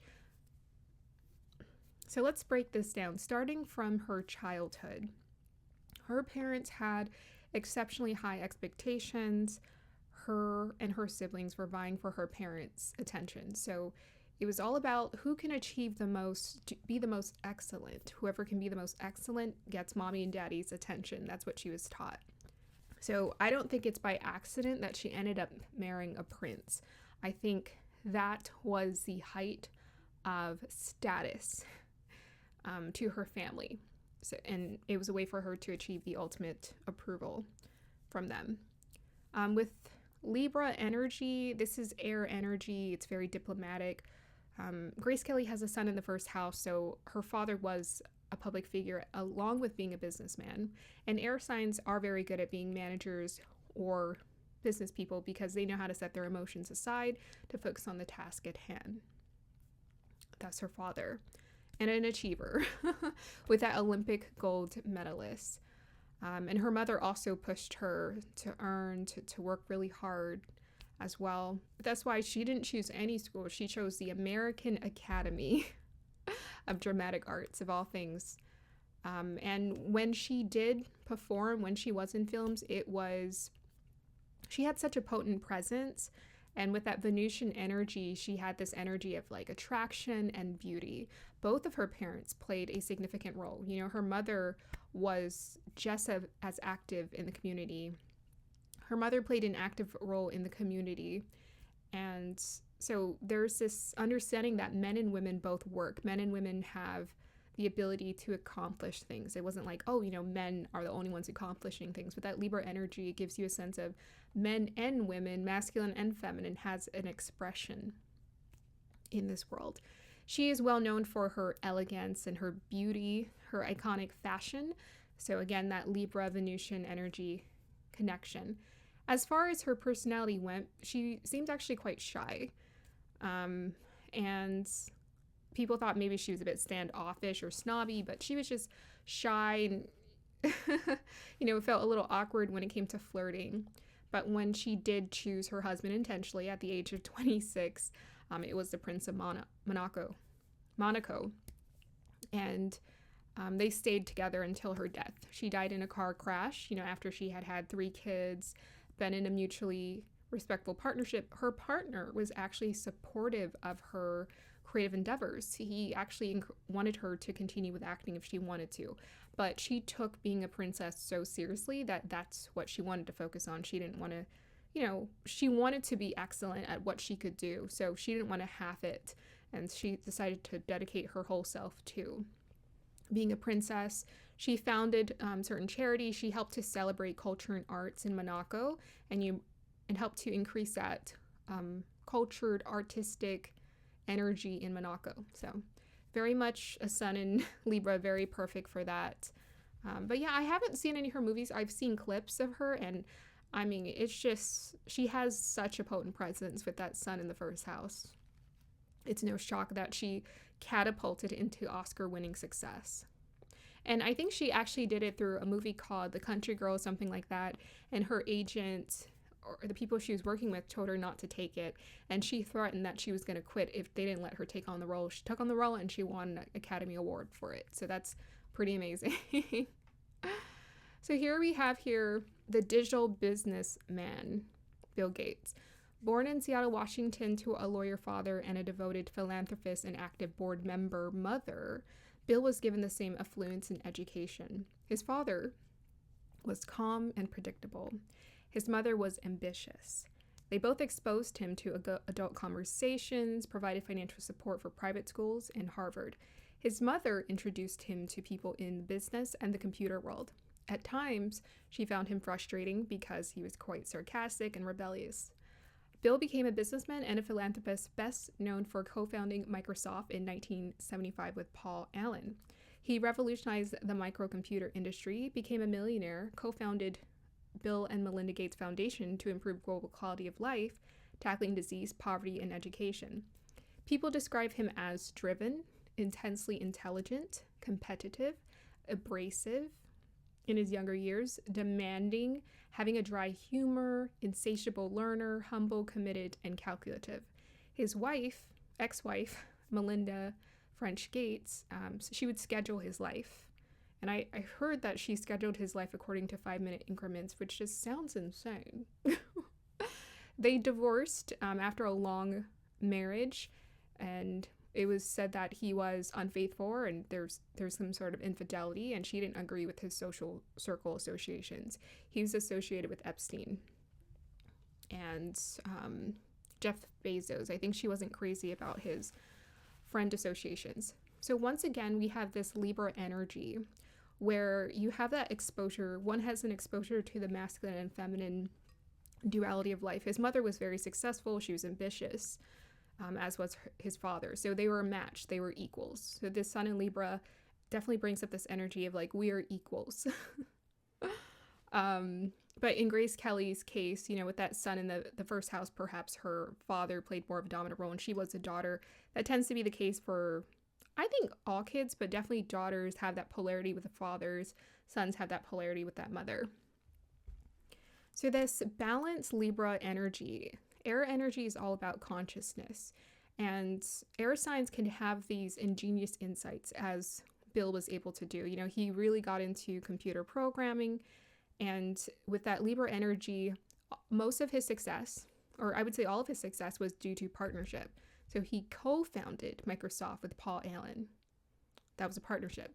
He married Melinda, partner. So without those solid partnerships in his life, he wouldn't have been able to create the success. He needed that, Sun and Libra will create contracts with people, or Libra placements will create some sort of contracts with people where you're asked to work together for a higher goal of some sort. So to some extent, I would say Grace Kelly and Bill Gates fulfilled their dharma in the sense that they are able to create that harmonious partnerships or find them, and it was able to help build and create a success. The only problem is it was external success. Bill Gates is a billionaire, and just from what I've understood or I've learned about money and finances, is people have said that he was like really competitive, intelligent, and he essentially had a way of shutting his emotions off at times and being disconnected. His parents were very much the same. And I find it's very interesting how basically Grace Kelly and Bill Gates were a product of their karma, a product of their family environments, a product of what their family wanted them to be. They became exactly what they were bred to become and programmed to become. So they didn't fully break through their karma and find their dharma, but they were able to like tap into it somewhat and, create a sustainable foundation for themselves in life, learn how to build their character. But Bill is very controversial because of his ability to, he actually has a interesting conjunction. He has a Sun Saturn Libra conjunction, so he's an exalted Saturn with a debilitated Sun. And the thing about Libra is sometimes that's a debilitated sign, so one would often try to overcompensate for their worth. And what Source tries to do is they try to tell us to dissolve our ego, to letting go of needing to seek external validation. These people did the opposite. They peaked their success to get the absolute validation from the people who raised them and from anyone else who is watching or looking at them. So clearly he had a need to compensate for his sense of worth, and that's how he compensated for it, was through his intellect. And air signs can lean so far into intellect that they don't have a connection to their emotions. But I imagine he was able to be somewhat of a stable force because he was able to have a long-term partnership and raise kids as well. It's really interesting. Moving on to Surya in Vrishchika. Vrishchika? Sun in Scorpio, the butterfly. One's identity and persona expresses itself as deep. I forgot to hit record. So my face was not there. I guess that's okay. All right, so Sun in Scorpio. Surya in Vrishchika. Vrishchika, the butterfly, Sun in Scorpio. One's identity and persona expresses itself as deep, mysterious, and intense. One will go through intense transformative experiences that reshape their psyche. One will be asked to conquer fears and overcome childhood trauma or emotional wounds. Relationship with father or authority is shaped by control and transformative experiences. One can have a strong karmic contract with father or guardians. Evolved. One dives fearlessly into their subconscious for soul retrieval and inspires others to do the same. One releases control. Devolved. Intense experiences can lead to a bitter mindset and fixed obsession on emotional wounds, delaying transformation. One becomes controlling, secretive, and vampiric. So Scorpio is this opportunity to become the butterfly. So the two examples I have here is Jay-Z and Frank Sinatra. And there's a connection, actually. Jay-Z shouted Frank Sinatra in his 2000 sign Empire State of Mind. Frank Sinatra is known for his New York, New York song. And so this was just a coincidence. I'm very intuitive when I choose and pick who I'm interested in, but when I was doing more research, I was like, dang, the connections are crazy here. All right, so let's look into this. The music mogul. Born in Brooklyn, New York into poverty, raised by his hardworking single mother and abandoned by his father, Jay-Z embodies the hard knock rags to riches trope. As a kid, he stole drugs to support his family and used music as an outlet. He reconciled with his father later on in life, shortly after his father passed away in 2003. He received mainstream success as a rapper in the 90s after founding his record company with Damon Dash. He then went on to become the president of Def Jam and founded Roc Nation. He married a global superstar, Beyonce, and together they are recognized as a power couple. He also founded the Sean Carter Foundation, supporting students and advocating for prison reform. His mother is the president of this foundation. He is described as intelligent, strategic, having a tireless work ethic, lyrically gifted, a storyteller, cool-tempered, thoughtful, natural leader, perfectionist, a hustler, an empire builder, cutthroat, supportive, protective, and loyal. He supported his mother when she came out of the closet. He has been unfaithful in his marriage and openly admitted to going to therapy to heal. He loves being a father. In 2009, he referred to himself as the new Sinatra, Empire State of Mind. He's also had many media scandals, which, with him being a very visible Scorpio here, scandalous. And I think a lot of what people put out there is, what would you call it, conjecture. It's just rumors. People are making a lot of stories and rumors about him, trying to associate with him with something. The thing is, Scorpio energy is very controlled, and it can be when it's very disciplined and controlled, it can create a lot of success. And Scorpio is a very karmic sign. So a lot of the karma, I think, has showed up in the scandals for him. Scorpios, people tend to project onto Scorpios, but I would say he has maybe a bit of an emotional disconnect that is karmically caused these scandals to come out in the light, because it's supposed to be waking something up inside of him that he's not quite looking at. Yeah, so looking at Jay-Z, he is the rags to riches trope. You know, he was selling drugs. His father left the family when he was very young. His mother remarried, but he would sell drugs to support the family. So he had this very hustler mindset where it's like, do whatever you need to do to get things done. You know, I will do whatever I need to do to get things done. When he started selling his music, he would sell tapes out of the trunk of his car. But he was passionate about lyrical rapping and writing his own lyrics. And I think what makes his music, why it touches people, is because of that Sun and Scorpio energy. It's his ability to transmute, alchemize, and put this beautiful energy into what he's talking about, celebrating, or sharing. That played a huge part of it. But from a young age, he pretty much had success on the mind, and he had ownership. So that's very Scorpionic energy. Could be Jeshta. I'm not really sure where his Scorpio degrees are. He's probably a Jeshta Scorpio. So Jeshta is about kingship and eldership. So this is about being a leader. So he is, in a way, like, I think I read natural leader. Yeah. Someone said that he was a natural leader. He really is. He's a Scorpio sun. He's designed to be a leader. So he's always thinking in terms of ownership. Oprah has the same placement with her. It might be her moon sign, but she has it with either her moon or Mars. She has that Scorpionic energy. So she has this focus on being able to, she understands the importance of ownership. So he owns his things, and that's how he was able to build success, is through ownership. Whereas some people, what they do is they sign with record labels, as Frank Sinatra did. They sign with record labels, and they essentially don't have power over their image. He, from the get-go, was trying to control his image and everything. So he created the businesses for his public image, for his music. That's why he was able to fund it. And then he became the leader behind all of these other artists who were up and coming as well. So he got a percentage of what they were making too. So he just kind of figured out early on how the game works.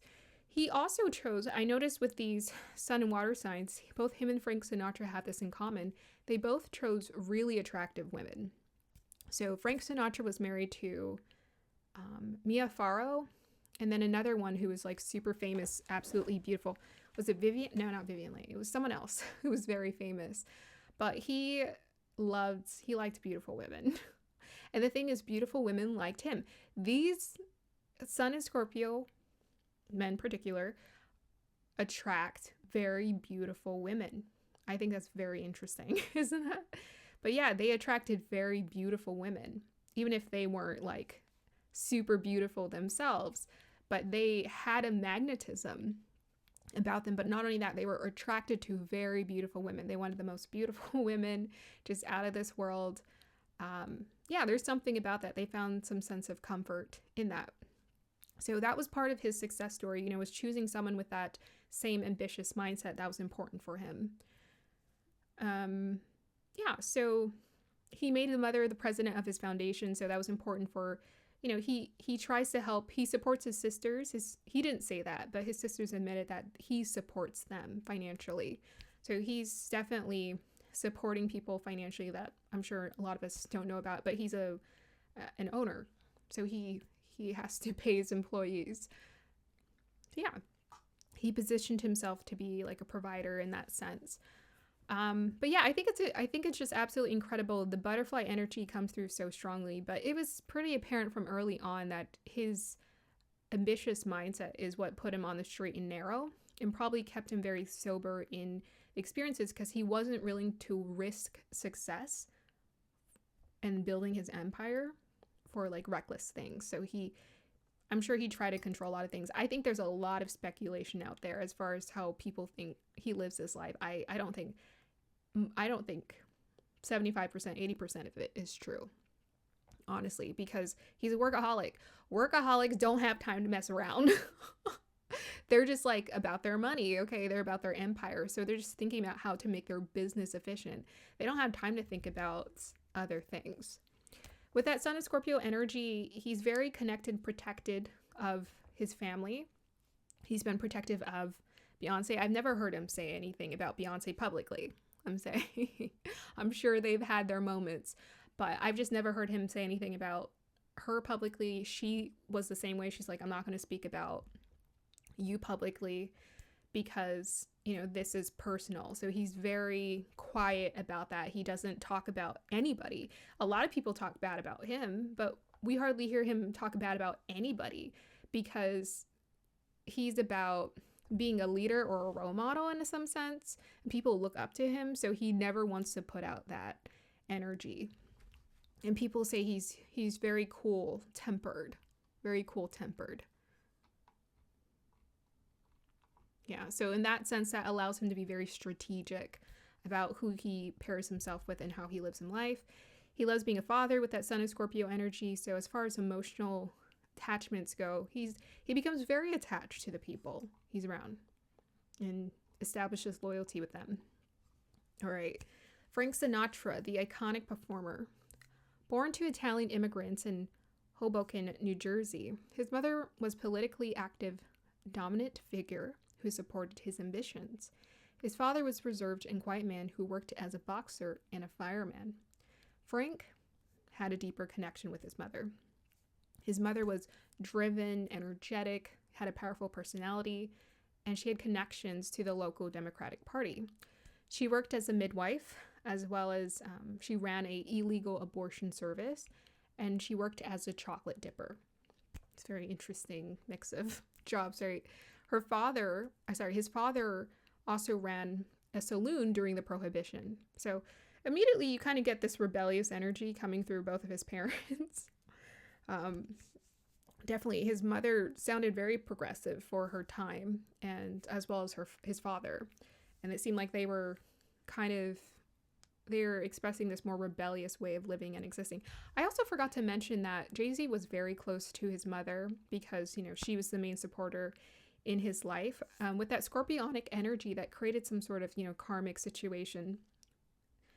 All signs, wherever Sun is sitting, is going to generate some sort of karma, but his karma was like his father was not present. And kind of like Obama, even though his father wasn't present, he was set on doing everything he could to create something different. His mother did remarry again, similar to Obama's mother, who also married again. And so it's not like he didn't have examples. It's just, you know, they were probably brief and maybe he just wanted something more out of life for himself. But he was very close with his mother, and I found that very interesting with that Sun and Scorpionic energy. Frank Sinatra, same thing, closest to his mother. Sinatra spent his life seeking approval from his father. So even though he was close with his mother and connected to her emotionally, and she was so supportive of him, he sought approval from his father. So that's a trope you're going to hear about all the time, over and over and over again, is how people are constantly seeking approval from their fathers with that Sun. Having learned strong work ethic, he set on a path to become a singer, inspired by Bing Crosby. He sang with local bands, became a star vocalist for an orchestra, then sought solo success, where he would evoke strong responses from the audience. He signed with Columbia Records, hosted his own radio show, and appeared in films.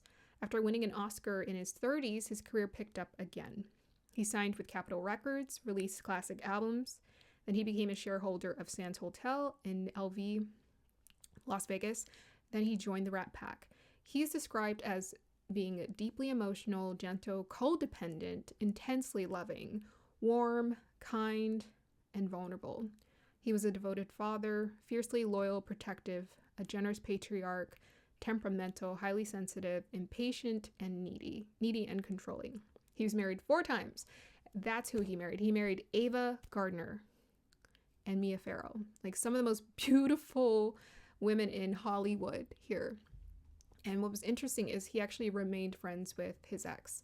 I don't know if he remained friends with all of them, but all of them had fond things to say about him.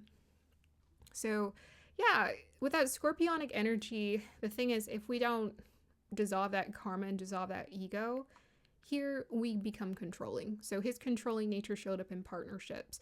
But at the same time, he was like, he was a bit immature. That's the foremarriage. Jay-Z has only been married once so far.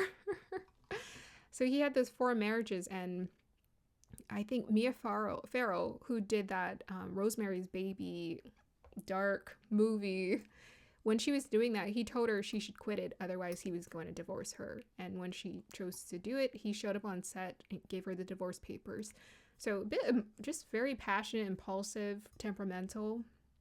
And so that temperamental energy just gave him this ability to convey emotions through screen. He was super expressive on screen, and his voice is like the voice. That's why he became the iconic performer. He has the voice. It's just so iconic. As soon as you start hearing his voice, you know exactly who that is. That's Frank Sinatra. So he solidified himself as an icon.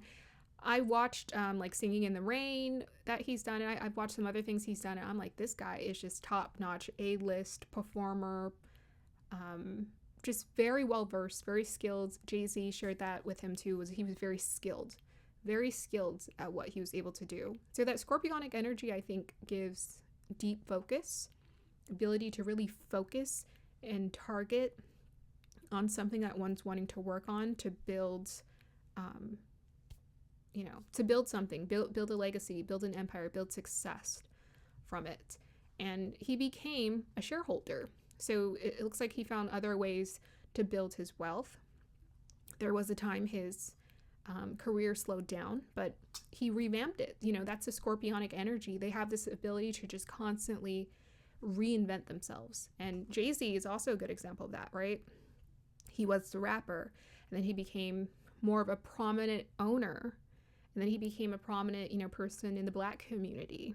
And then now he has this thing with the Grammys and is trying to build other different businesses. So he's just always in this reinvention phase. You can also see that through his hair and the way that he dresses. He's always trying to find ways to mature within himself. So yeah, really beautiful examples of scorpionic energy. Yes, it was overcompensation. Yes, they were outsourcing their life force energy, but it's still a cool example of what it looks like for these people to become butterflies. Like they are known as being the best at what they do. The best at what they do. All right, we have here Surya and Danu, Sun in Sagittarius, the alchemist and victor. One's identity and persona expresses itself as adventurous and expansive. One seeks to satiate their curiosity through rich life experiences, or travel their mind and explore different philosophies. One can find deep and true meaning of life or use philosophies to make them seem superior. Relationship with father or authority is shaped by philosophy and life experiences. Father guardians may serve as a powerful mentor. Evolved, one alchemizes the challenges and blessings life offers them and extracts wisdom, then exemplifies and teaches this to others. One learns dharma, right action. Devolved, one uses philosophy to dominate and manipulate others to give them what they want, or they can be very self-righteous. All right, so we have 2 prominent examples here, very recognizable faces in society. On the left, we have Denzel Washington. On the right, we have Brad Pitt. Beautiful. All right, so let's go ahead and look at their descriptions. We got the drama, and I thought it was really cool. Like, both of these people are so well respected in the acting community and society. They have a very vast portfolio. The alchemist and the victor. Denzel Washington, the drama legend. Born in Mount Vernon, New York. I thought it was interesting he was born at somewhere called Mount Vernon because Jim Caviezel was also born in Mount Vernon, but in Washington. And they both have this like connection to spirituality. And the mountain makes me think of, making the climb, the hero's journey, and connecting to our spiritual essence.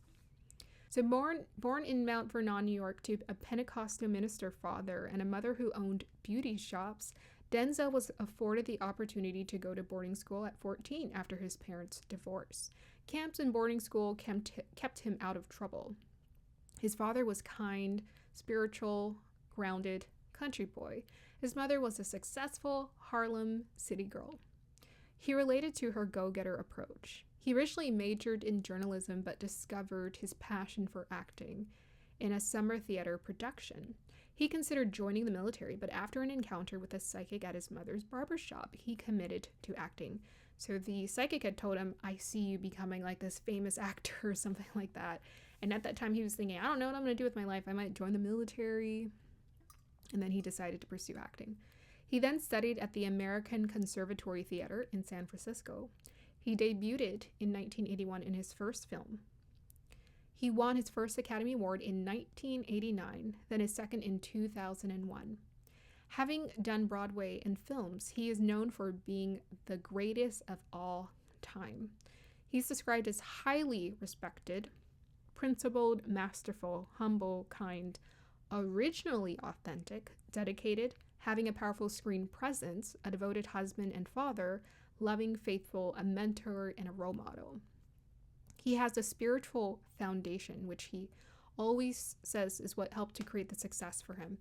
In 2024, he was licensed and baptized to become a priest. But he has also created an incredible legacy and is a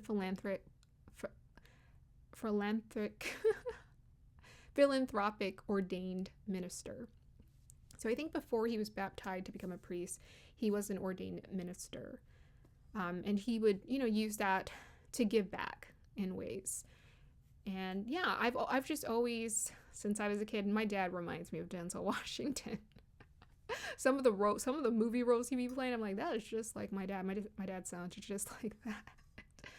So yeah, Denzel is just known as the ultimate role model in terms of, what actors want to be like as far as success goes, or what men would like to be like. But the thing is, not a lot of people are able to create that grounded success. And even though his parents got divorced when he was young, it didn't really break him or shatter him. It was fine. He was fine with it because he still had a really good relationship with both of his parents, which I think created a solid foundation for his values and spoke to him becoming this very calm, grounded individual. If there's a earthy energy along with Cancer energy, I definitely pick it up from Denzel. But yes, he definitely has that sun in Sagittarius. He's the victor. He's the alchemist. He's the achiever. When he gets up and he acts or he speaks, it feels inspiring. It feels expansive. It's like you can feel your mind just you holding on to his every word because everything he says feels intentional or impactful. He related to his mother go-getting energy, but that sun in Sagittarius energy can, speak to our spiritual philosophies, and his father being a minister played a huge role in him creating and having a spiritual foundation for himself. But like his mother, he wanted to be ambitious. He wanted to experience many different colors and excitements of life, and he was willing to work very hard in that and grow. And it just seems like he always attracted very powerful mentors. I think he talked to Sidney Poitier at one time when he was thinking about how he was going to align his career and what choices he was going to make about films, because I think someone offered him a film where his character was going to be treated like crap or something like that. And he was like, I'm not going to take this. I want to try to choose roles that feel more dignified or maybe stretch him as an actor. And so he was very intentional about what roles he picked. But yeah, that's why people have a lot of respect for him, because he respects the craft. He respects the craft. So yes, every time they call his name at the Academy Awards, we're all just like, I know maybe some of you don't watch the I grew up watching that stuff, so I know a lot of these actors. I watch them. I don't watch it as much now, but I grew up watching it and it was fun. People can have their opinions about things, but I'm like, your childhood is your childhood. And if you had a good time, that's what matters. Okay. Let's move on to Brad Pitt, the charismatic Adonis. Yes, Brad Pitt is the blueprint for what a lot of men want to be like or feel like or experience Hollywood as, fame. He gets the opportunity to star in the best roles, whatever he wants, really. He's acting, he's consistent, he shows up for work, and we're going to learn why. Born in Shawnee, Oklahoma, to a conservative, grounded, Midwestern Southern Baptist family. His father worked as a trucking company executive, and his mother a family counselor. Brad's parents instilled family integrity, capability, and strong mentality. They allowed him freedom, such as attending concerts, listening to rock music. His mother would attend, some of his events with him and show him support, especially when he was like acting and doing things like that. He's a strong bond to his parents and remained close to his roots, those Midwestern roots. He studied journalism originally, then left to pursue acting in California.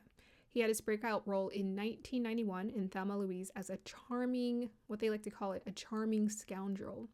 He received 2 Academy Awards and 2 Golden Globes with constant accolades in the leading man or support man roles in best films. He co-founded Plan B production company in 2022, which produced 12 Years a Slave and The Departed. He established a non-profit foundation in 2007 to help with Hurricane Katrina rebuilding efforts. He was married to 2 A-listers and has 6 children. So the 2 A-listers is Jennifer Aniston and Angelina Jolie. People describe him as easygoing, down-to-earth, charismatic, amiable, smart, thoughtful, a loyal friend, irreverent, cool, humble, open-minded, and honest. He has struggled with alcoholism and said to be insensitive, aggressive, and quite obviously he's been unfaithful as well before. Right, so let's look at this. I thought it was really interesting because Tom Welling, who had a son in Aries, his father was a General Motors executive. And Brad Pitt's father, Brad Pitt, who is a Sagittarius, his father is a trucking company executive. And both of them have a Sun K2 conjunction. Very interesting. So Brad emanates this very masculine Adonis energy. He seemed to hit the genetic jackpot in many ways. If you look at his chart, it's very interesting. And it also explains why he has a lot of magnetic energy. He has a huge, enormous stellium in Sagittarius energy. So he often gives off this sort of carefree, easygoing energy. I think Denso can put people at ease. He can be at ease. But he has also that connection to that Capricorn energy that makes him serious and grounded. Brad, he strongly gives off this carefree energy and this sort of idealistic masculine energy. He has a ton of masculine energy in his chart, so it explains why. But he also has Jupiter in Pisces, which helps him with his ability to emote as Denso too. Denso has his placements in the 4th house, and he has a Jupiter in Cancer, an exalted Jupiter. So Denso has an exalted Jupiter. Oh! I think we're making some connections here. They're both Sagittarius. They're both ruled by Jupiter. Or their sun is controlled by Jupiter. And Denso has an exalted Jupiter, and Brad Pitt has a Jupiter in its own sign, Pisces. So that plays into, feeding into the energy. And it also feeds into, because both of their Jupiters are in water signs, their ability to act. And I always say the best actors are going to be fire, water. Fire and water in that chart. They're super magnetic, and they attract attention, just emotionally, energetically, they attract attention quite a bit. So he has a traditional background, and I think that groundedness gave him this single-minded focus, because he grew up with this idea that you have to, succeed, be capable, be purposeful in this world. So he found his purpose. Once he found acting, he didn't stop. He's constantly in movies. He's been acting forever. Brad Pitt does not look like he ages. When I found out how old he was, I was like, how old is he? Yeah, that fire energy be keeping him youthful. For sure.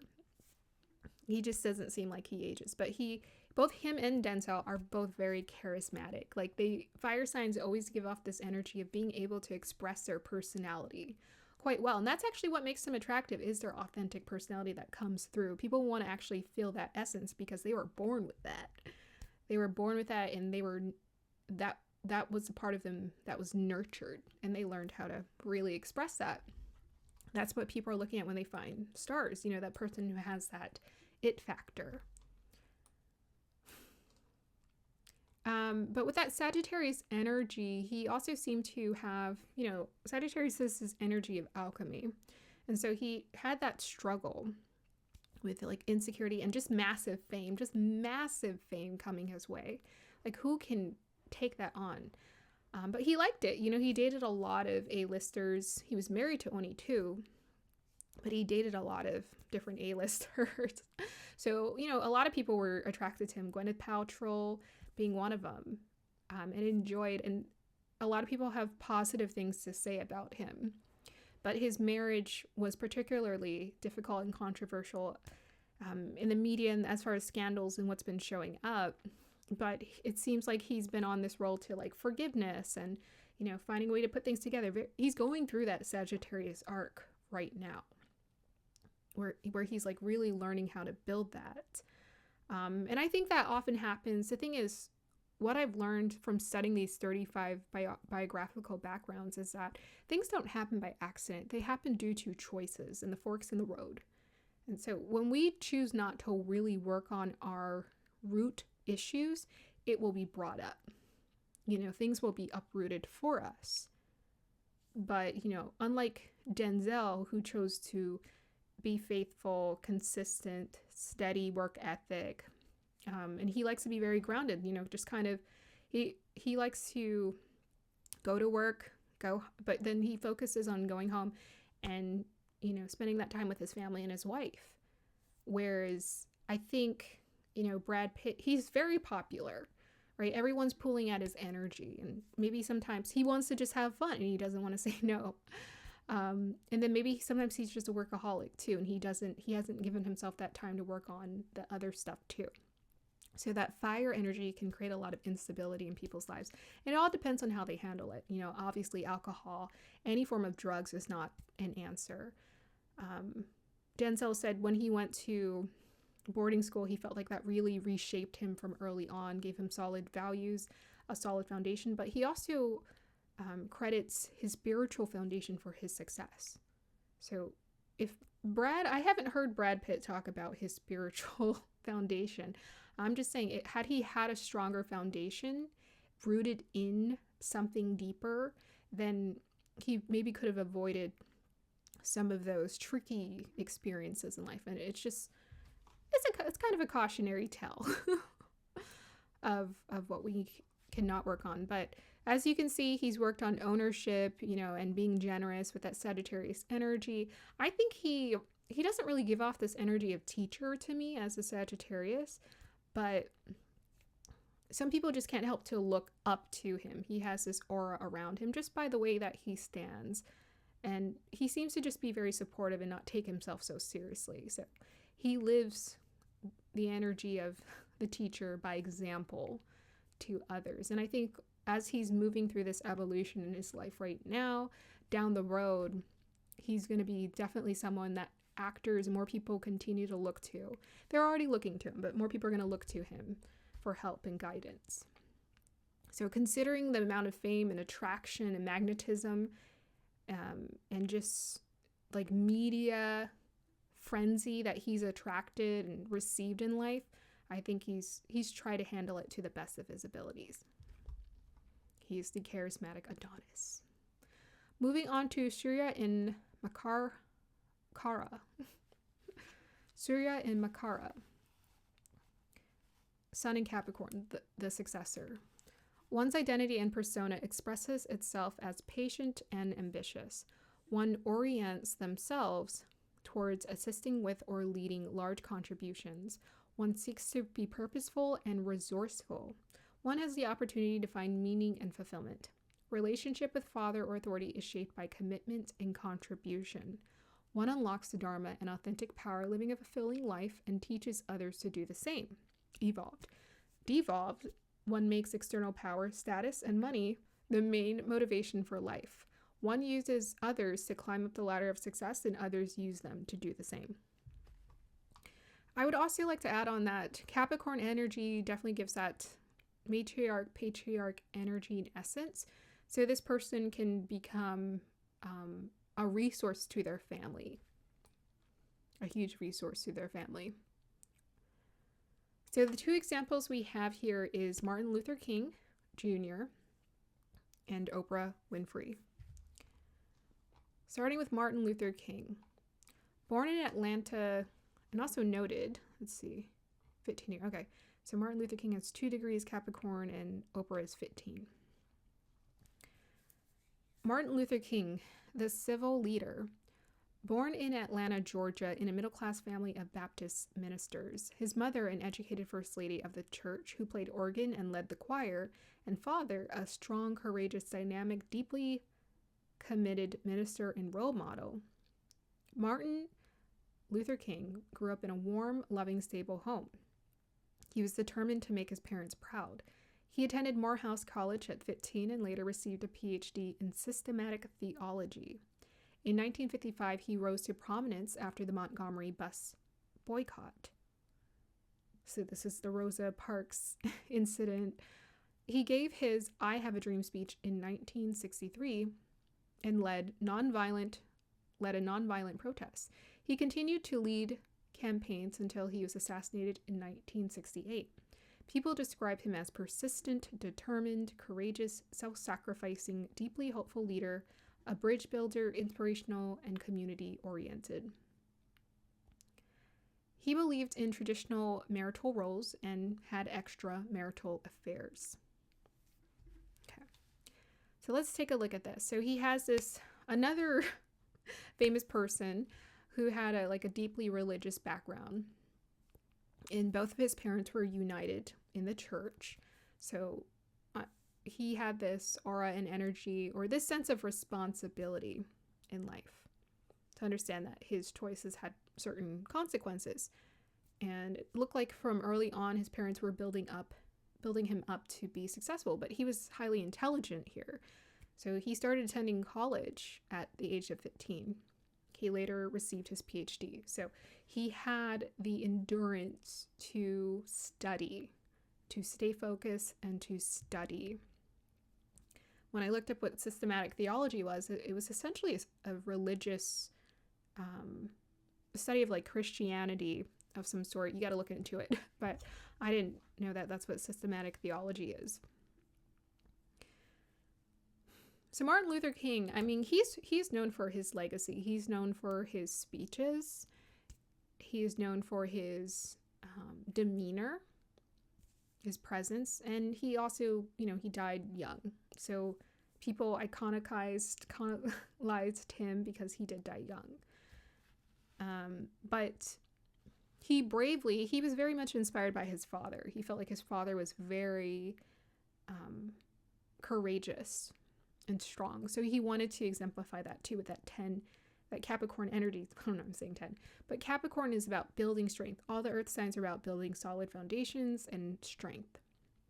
So he wanted to be this strong foundation as well. And so that's what he went off to do. He's like, well, what can I do? How can I help people? Where am I needed? And with that Capricorn energy, a lot of those Capricorns, maybe because of the ground energy, they have this ability to be very still, quiet, calm, cool, collected, and not get overly emotional about things. So this is why he was so resourceful during the civil rights movement, because, that's a very a time of extreme intensity and just emotional frustration. And he was able to keep a cool head and work through things. He was known for being a bridge builder. So I'm sure he talked with the enemy or the other people, and he encouraged nonviolent protests, right? He encouraged people to have a calm approach to speaking their truth. And yeah, it's very, very inspiring. So I call him the civil leader. He was set on being a leader. He was raised to be a leader. He became that leader. Moving on. Oh, the flaw in that. He put, the thing, I see this with pretty much everyone I was studying, but a lot of them put so much life force energy and focus into building their success in their portfolio, that they neglected their personal like their inner wounds. And so a lot of the times we don't know that we're overcompensating when we're trying to do all these things. And it was obvious from his extramarital affairs. So during this time, people sometimes like to paint the 50s, 60s, whatever, in a very nostalgic way. And I just laugh. I'm like, no, I was born at the perfect time. I don't want to go back to any time, because we forget that, there's racism. Freedoms are limited. You can't drink at the same fountain as someone, let alone walk into the same building. Right? So he had rigid beliefs. He believed in gender roles. He believed, wife, you're at the home. I go out there and I do my thing. He believed in those gender roles. And he obviously, not his parents, but his friends felt conflicted towards him because he was having affairs, multiple affairs. He used his charisma to access women. Yeah, and part of that is that he had a Rahu-Mars conjunction in Taurus. So that can make someone like very focused on the physical connections, sensuality, right? Yeah, so great, focused on success, but not really working on what the wounds are here. Moving on to Oprah. So Oprah Winfrey is the queen of talk. Born in Mississippi to a strict, grounded father and an absent and emotionally unavailable teen mother, Oprah was raised by her grandmother young, then her father in her teenage years. He also watched her from the ages of like 7 to 9.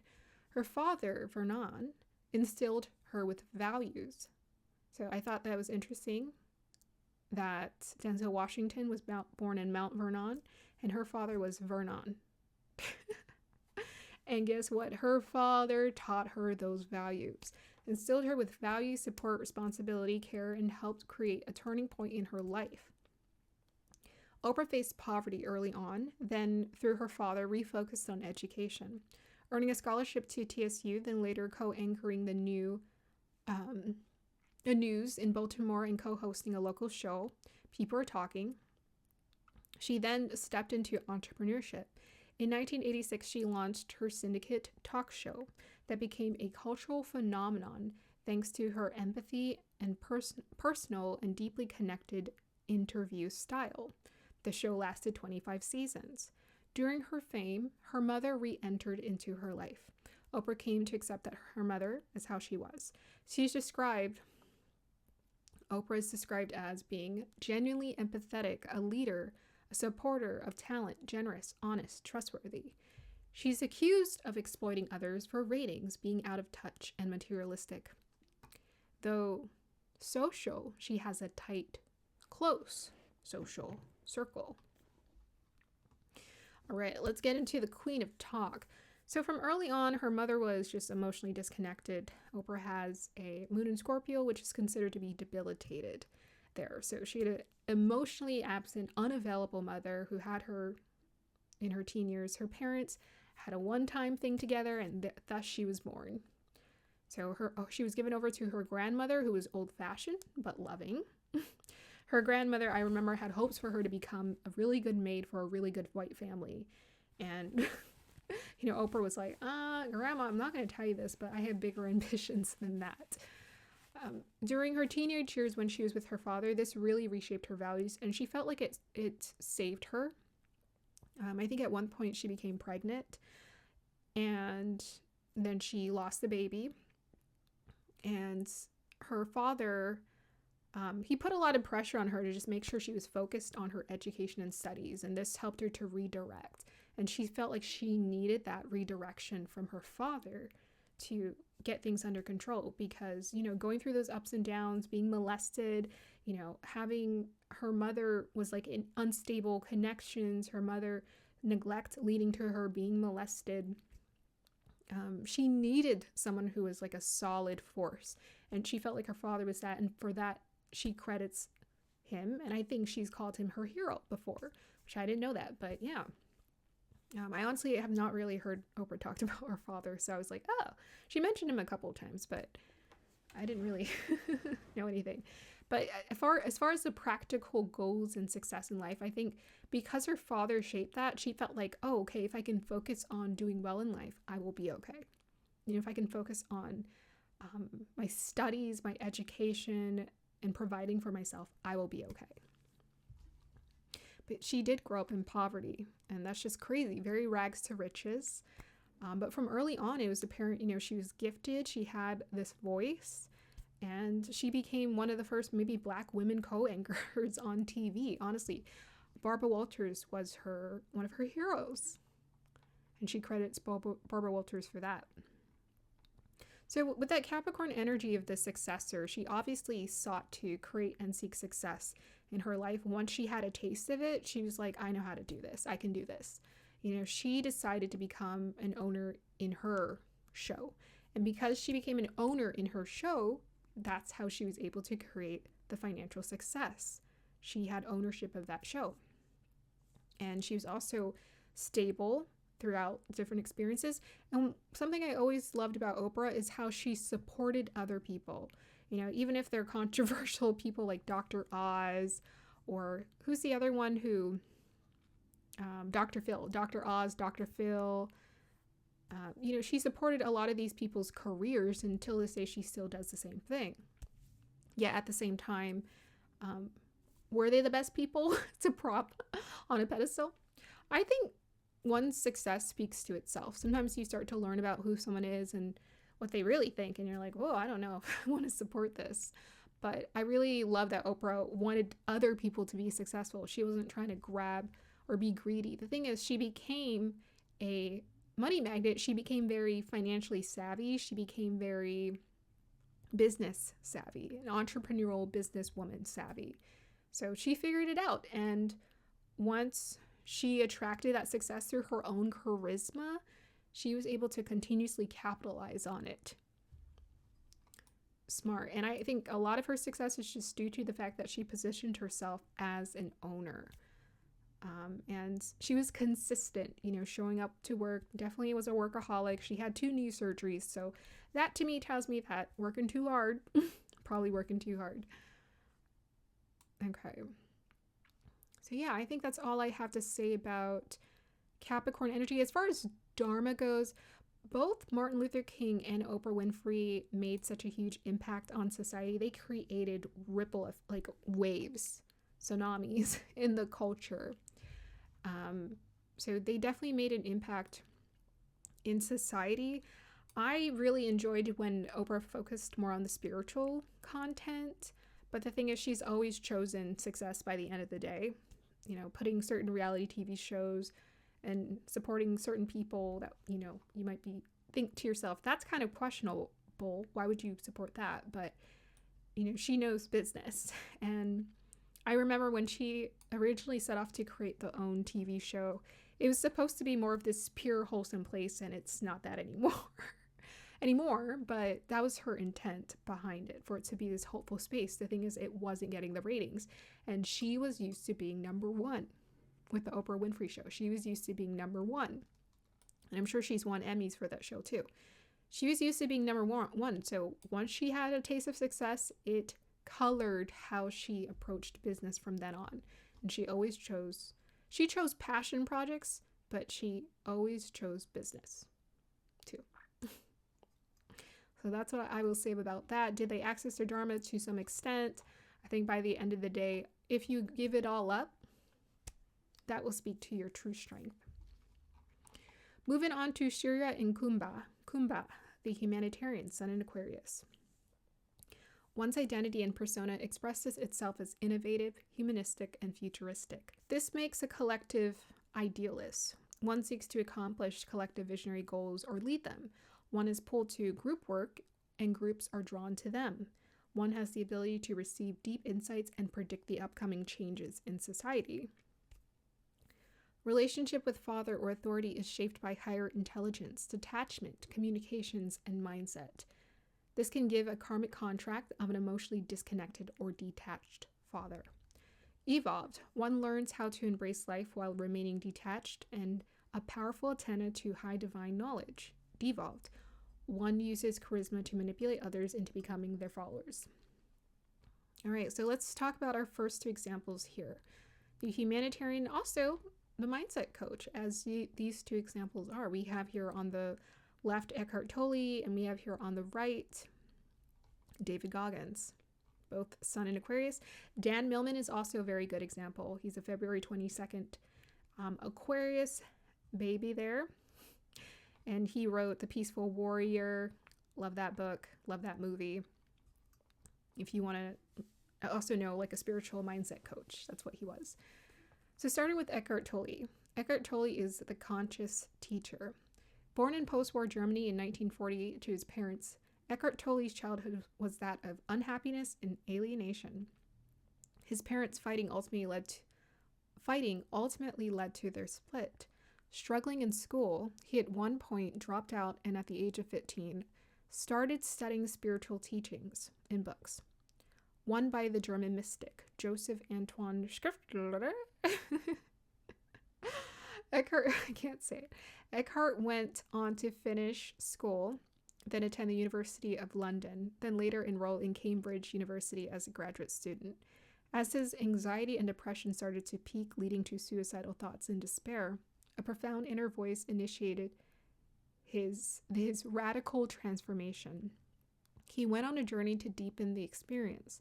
By 1997, he wrote The Power of Now, A Guide to Spiritual Enlightenment, and has since been a bestseller and global spiritual teacher.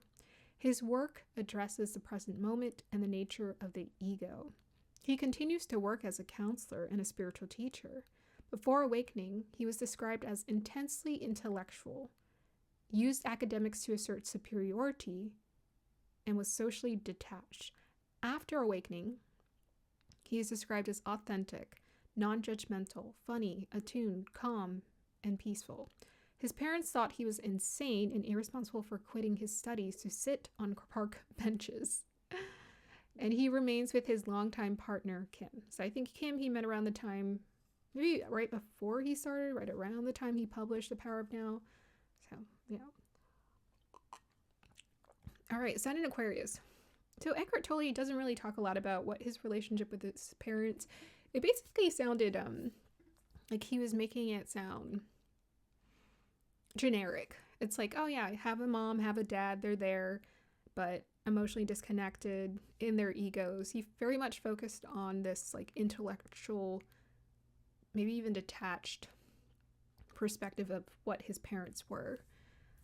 And he learned to just accept his parents as they were. He was born during post-war Germany, so I'm sure there were ripples effects of the war depression showing up in the psyche of people during this period, particularly in Germany, considering their participation, what their role was in the war at the time. And yeah, he found out he was smart. At one point, he always felt like an alien. He felt like an alien around the people he was going up around, so he didn't really care for school, and he dropped out when he was young during that time, and he would read a lot. And he would read these incredible books. And so that was around the time he started going through his awakening, when he was around 15 years old. And then, because he was also angry in life, frustrated. And then, he went on with his life, went on with his studies. And then ultimately that depression, anxiety started to increase, as is very common with Aquarius energy. That is mental pressure. And it's the max pressure. So it's very good placement for awakenings. Sun is going to put an intense amount of mental pressure. Like these Sun in Aquarius, these people feel a lot of mental pressure. And I'm related to them, so I can sense it. I can feel it from a mile away. And I'm like, I have a lot of mental pressure too. I feel it too. But I can let it go too. And what's so beautiful about his journey, I just felt so proud when I was reading about his biography, because I was like, wow, he was just as disconnected and angry as anybody else. He was pursuing academics like Bill Gates did to assert his intellectual superiority. And he was intensely intellectual like Bill Gates, but he chose to let it go. He heard something behind the depression and the frustration. And I'm willing to bet you that a lot of those people who achieve success, Bill Gates included, have those thoughts too. You know, I think sometimes people want to write people off as inhuman, but nobody's inhuman. Everybody feels. And it all depends. Either the matrix controls you and you become exactly what it's trying to program you to become, or you let it go. You don't even have to get angry or mad. All you have to do is like let it go. And once you wake up from this, understanding that it's trying to program you to become something that's not going to make you happy, you let it go. He let it go. He's like, you know what? I'm just going to end these studies and I'm just going to sit on park benches and be present, because he started experiencing bliss, and all of that pressure, the pressure to be smart, the pressure to be successful, the pressure to be like everybody else in the world went away. It faded away. He let it go. He let all of that emotional baggage just fall away bit by bit. So Eckhart, I think he had previous partnerships, but the one that's mainly recorded is his partner with his current partner, Kim. So they've been in a long-term partnership. I heard that Kim's background was similar in the sense that she was also deeply depressed as well. And then maybe she met Eckhart, and I think maybe he was a teacher she looked up to, and then years later they started dating. She had a daughter from a previous relationship who I imagine, you know, he helped to look after too. But her daughter by that time I think was grown, because Eckhart was 50 when they got together officially. So a lot older. Yeah, he let go of it. He let go of all of the pressure and the weight to like succeed or do anything. He just became his authentic self, and he has such a great sense of humor. So he is the one of the few examples of actual dharma here. What the sun looks like when one actually achieves their dharma. That's what Aquarius is about. Innovative. He wrote the new earth. He saw the future. He's like the new earth. And we are the generations who get to be a part of creating it. And he's helping us create it too. But we get to be the generations who's helping to create this new earth. So Aquarius are highly intelligent, highly ingenious. Their antenna is so strong, they're able to receive. But if you're not healed, what you receive is psychic impressions and pressures of the world. And so you end up becoming the sheep following the flock. And you end up doing kind of what everyone else is doing, unless you want to wake up. And you can wake up anytime. Next we have here is David Goggins. He is a Navy SEAL mindset coach. Now, funny enough, the person I'm related to who has an Aquarius bought me his book and gave it to me. And I was like, when I was reading it, I'm like, this is a little intense. And it was funny because this person thought I needed to get my life together. I wasn't being proactive enough. So they gave me someone proactive. So I think David Goggins is an example of the other extreme, but I still think his story is very fascinating. I really enjoyed, well, I don't know if you want to say enjoyed reading about it, but it was interesting. Born in Buffalo, New York, to an entrepreneurial, abusive father and a young, determined, hardworking mother, David Goggins' childhood was riddled with violent confrontations and child labor. His father was a charismatic alcoholic roller skating rink owner, where David, his brother, and his mother were forced to work for free. Celebrities would show up at that rink, so he did, I don't know if he met celebrities, but he definitely saw them, I think, just people around. He knew about that, and mainly he was performing child labor at a very young age. At some point when things start to escalate, his mother and him leave, but his brother chooses to stay. His father had mistresses and 4 daughters. He met with his father for the final time in his 20s, and they fought. He chose to forgive his father in his mind and move on. His father died in 2013, remembered as a great businessman, working since age 9. Yeah, if he has an obituary out, and they put all the positive things on the obituary, which I thought was kind of funny, but, you know, his father lived till like 79, so I'm sure, you know, people got to see a lot of different colors and variations of him. So David became obese and depressed in his 20s. Then something sparked at the idea of him becoming a Navy SEAL. He enlisted in the Air Force, has completed Navy SEAL Ranger School and Tactical Air Controller training, and he's one of the first people to do that, complete all of that. He served in Iraq. He's an ultra marathon runner and completed over 60 races. He held the Guinness World Record for the most pull-ups in 24 hours and has raised over $2 million for charity. His biography, Can't Hurt Me and Never Finish, emphasizes the power of mental fortitude and self-discipline. He is described as intense, insane, obsessive, raw, honest, kind, and friendly. His first marriage ended in divorce, with him having a distant relationship to his daughter. He's engaged to a partner now who he shares mutual ambitions with. So David talks a lot about his inner demons and overcoming it. This is a very strong example of overcompensation, but there is almost like some genius. If you read between the lines, there's like some genius aspects to his approach to life. Basically, he sees that whatever limitations the body brings or the mind brings, he can overcome any of it. So that's like conscious evolution, but it's very forceful. And divine always tells you, you don't have to exhaust your body or do anything extreme to find consciousness or conscious peace. There are other ways for you to find peace, and he went the other route. But his discipline, people are just absolutely mind blown by his discipline. I don't know if you could say he's a reflection. Maybe he's a bit of a reflection of the manosphere, maybe a bit of that toxic masculinity, but he himself has just a really directness and harshness. And I think that's just his way of channeling those inner demons. But often what people do is they remanufacture or they recycle something and they make it something different so that they think it's renewed or transformed. But in truth, there's still pain there.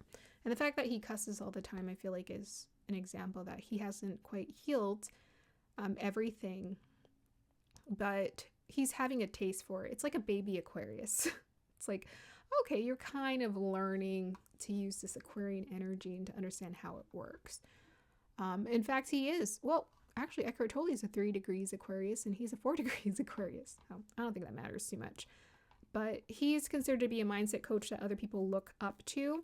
He had dyslexia, ADD, and like toxic stress, and he's tried to use his mindset to overcome all of those experiences, to overcome obesity.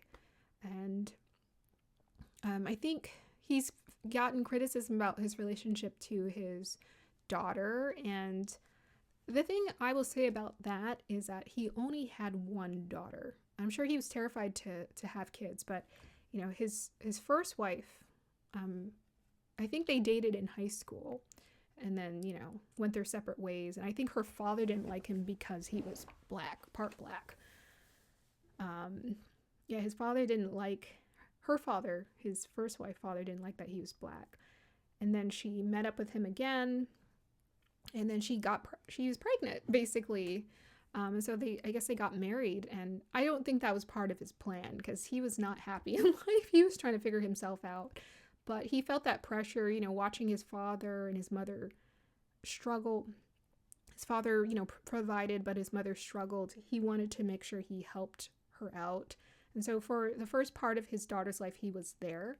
And then after a while, he was not. He is incredibly ambitious. And the thing is, he never had any more kids after that. So I think it was always apparent once he found his obsession that his ambitions were always going to come before anything else. And that's why the partner he's with now shares his mutual ambitions. I don't know if they're still engaged. Maybe they're married now, but they share mutual ambitions. And he's like, that's what works for me because this is all I want. He loves it. And that's the thing. You can see that he's very passionate about his incredible mindset. Dan Millman, I might use as an example. He has a really good conjunction, so I might use him for a conjunction video. But Dan Millman was a gymnast as well. Shattered his leg. He was pursuing Olympics. He was going to, I don't know if it was USC, but a really awesome school in a great athletics program. He shattered his leg and he became very depressed about it. And then he met a spiritual mentor who he called Socrates, who helped him to overcome that. And he was able to get back into shape and to refocus. And then he wrote The Peaceful Warrior and a lot of other books that help him to overcome these mindsets. But I think David, again, what I think is beautiful is that he didn't become like his father in the sense that he wanted to be a better father. He didn't want to hurt anyone. And in fact, I think he hurts himself, honestly. So there's something to that where he is evolving, but it's like no pain. We don't need to hurt anybody. We don't need to hurt ourselves. I think he hurts himself through these extensive, obsessive, athletic experiences that he goes through. Like, it's a pain or pressure he's putting on himself. I find that people who, go through that military experience or like a police background often have that sort of toxic masculinity experience in their life growing up, or that excessive masculinity growing up, and it's not quite balanced. And the only way you're going to get that balance is, like, honestly, just being able to sit with yourself. So I don't think he realized that's what he was doing when he was depressed. Why do you get depressed when you go through all those things and you start becoming obese? It's because you're sitting with all your emotional baggage. That's emotional baggage. Running to get the emotional baggage off. You got the physical baggage off, but you didn't get the energetic baggage by exercising. The energetic baggage we get off through stillness, ironically. So the next example we have here is Kurt Cobain and George Harrison, pop stars. All right, we got here the teenage angst musician. Born in Aberdeen, Washington, to a car mechanic, distracted father, and a waitress mother. After their divorce at age 9, Kurt felt dismissed in the midst of his parents' drama. Kurt's father went on to create a new family while his mother remained supportive in his musical pursuits, yet dysfunctional, choosing abusive partnerships. His mother was strict with high expectations. She was contradictory because she was strict with high expectations, but yet she was kind of like a hippie who drank and swore. He experienced a troubled adolescence and homelessness. In 1987, which I'm imagining he probably just like left home and he just didn't want to be there because it wasn't a safe environment for him growing up because his mother chose temperamental, violent partners, one of them who broke her arm. In 1987, he formed Nirvana and achieved breakthrough success in 1991 with the album Nevermind, and his hit single Smells Like Teen Spirit, which absolutely exploded, is iconic till this day. He became the voice of Generation X. He struggled with depression, chronic stomach issues, and the pressure of stardom. He married Courtney Love, had a daughter, and then a year after, he overdosed. On March 1994, he left the drug treatment ceremony and then died of suicide in April 1994. People describe him as a creative genius, moody, contradictory, shy, quiet, sensitive, witty, funny. He struggled with his mental health and addictions. He channeled his demons into his music and shook the world with his work. And he had this way of, people would comment on, he would disappear into his own head. So that Sun in Aquarius energy is a lot of pressure. But the thing is, he went the route of fame. And I'm just like, I don't think fame, especially when you're feeling that depressed in life, it gives you space to be. But I imagine he probably had some shot to be shock in his chart. I think he had some shot to be shocked maybe where his sun was, and that attracted the fame. That's the Rahu ruled nakshatra. So he attracted this sort of fame. Maybe he even also wanted people to see him because he didn't feel seen by his parents. But he never had an opportunity to heal that relationship. So yeah, this is definitely a cautionary tale. He died at the age of 27. He wasn't even 30 yet when he died. And everything happened so fast. He got success in Nirvana. It's a hit album, shoots up to stardom, marries his first wife, has a daughter, and then chooses to exit out. It happened so quickly that people look back at him like, wow, this was an incredible person. He was direct and honest. And it was just like, he was a hit, basically. Like, he was still learning who he was in this world. It all just happened so rapidly for him. So at the age of 27, if he's achieving this success later in life, maybe he experienced some homelessness after he left home after the age of 18. But his father essentially ignored him, and his mother was just not stable. He has a debilitated moon in Scorpio, so that plays to it. So yeah, I think it's interesting when you look at the comparisons of other people. Like, they have a solid foundation with their parents. He didn't have any foundation with his parents, it looked like. And that angst just played out. But what Kurt was so brilliant at doing was he was so good at acknowledging this rebellious energy. He was the energy of Rudra. So I think he has a moon. Oh, I said he had a debilitated moon, but I'm wrong. What did he have in Scorpio? Mars. Oh, I apologize. Oh, wait, not Mars. Oh, he didn't have anything in Scorpio. I apologize for that. He had a Venus in Pisces, Saturn in Pisces. So that's the watery energy I'm picking up from him. And looks like, oh, Jupiter in Cancer. And according to the chart that I chose, the time I chose, it's sitting in the 12th house. And then we got Moon in Gemini. So his moon is sitting in Ardra. So he has his Ardra and the Shakti energy. But regardless, those two signs together creates this energy of rebellion. So he was the embodiment of Rudra, of rebelliousness. And therefore he had a way of expressing that was very clear. What source? When I was choosing songs for readings, that was a song they liked choosing a couple times. So what he represents is he represents Rudra, which is like Aquarius. He represents this rebellion, revolt, revolution inside of us to remake ourselves anew. Yeah, looks like he had a Uranus opposite his sun. So maybe he was sending energy to his Mercury. So he was able to be the voice of the generation. He's got Pluto looking at it too, his sun. And that's why. Because those are collective consciousness energies. And he was the antenna with Aquarius. So yeah, he didn't really have that solid foundation and excessive mental overload. And then on top of that, you got fame. How was he was going to be able to sustain? The only way he would be able to sustain was to leave it. The thing I think it's important to acknowledge is that he wasn't always nice. Contrary to whatever idealistic idea people have about him in his head, he had issues. You know, he could be sort of disrespectful, rude to other people. And part of that was due to addiction. He just generally felt sorry for himself. Okay, moving on to Surya in Kumbh. We got the enlightened guitarist, George Harrison, a Beatle. Born in Liverpool to a music lover, Catholic mother, and a ship steward and bus conductor cheerful father, George Harrison had a modest, warm, loving upbringing. His parents supported his aspirations as the youngest of 4. His mother remained his biggest supporter throughout, especially with fan mail. His father bought him an electrician toolkit. He thought he was going to become an electrician, but eventually he came to support his music career. His father was cheerful, thoughtful, and deliberate. Around age 15, there's that age 15. Around age 15, he joined the Quarrymen, which evolved to the Beatles as lead guitarist. He did some songwriting for the Beatles. One of the songs he wrote was Here Comes the Sun, which is iconic. A lot of us have heard that. After the Beatles disbanded in 1970, he had a successful solo career and organized a benefit concert for refugees. He produced Monty Python's Life of Brian, which is considered to be iconic.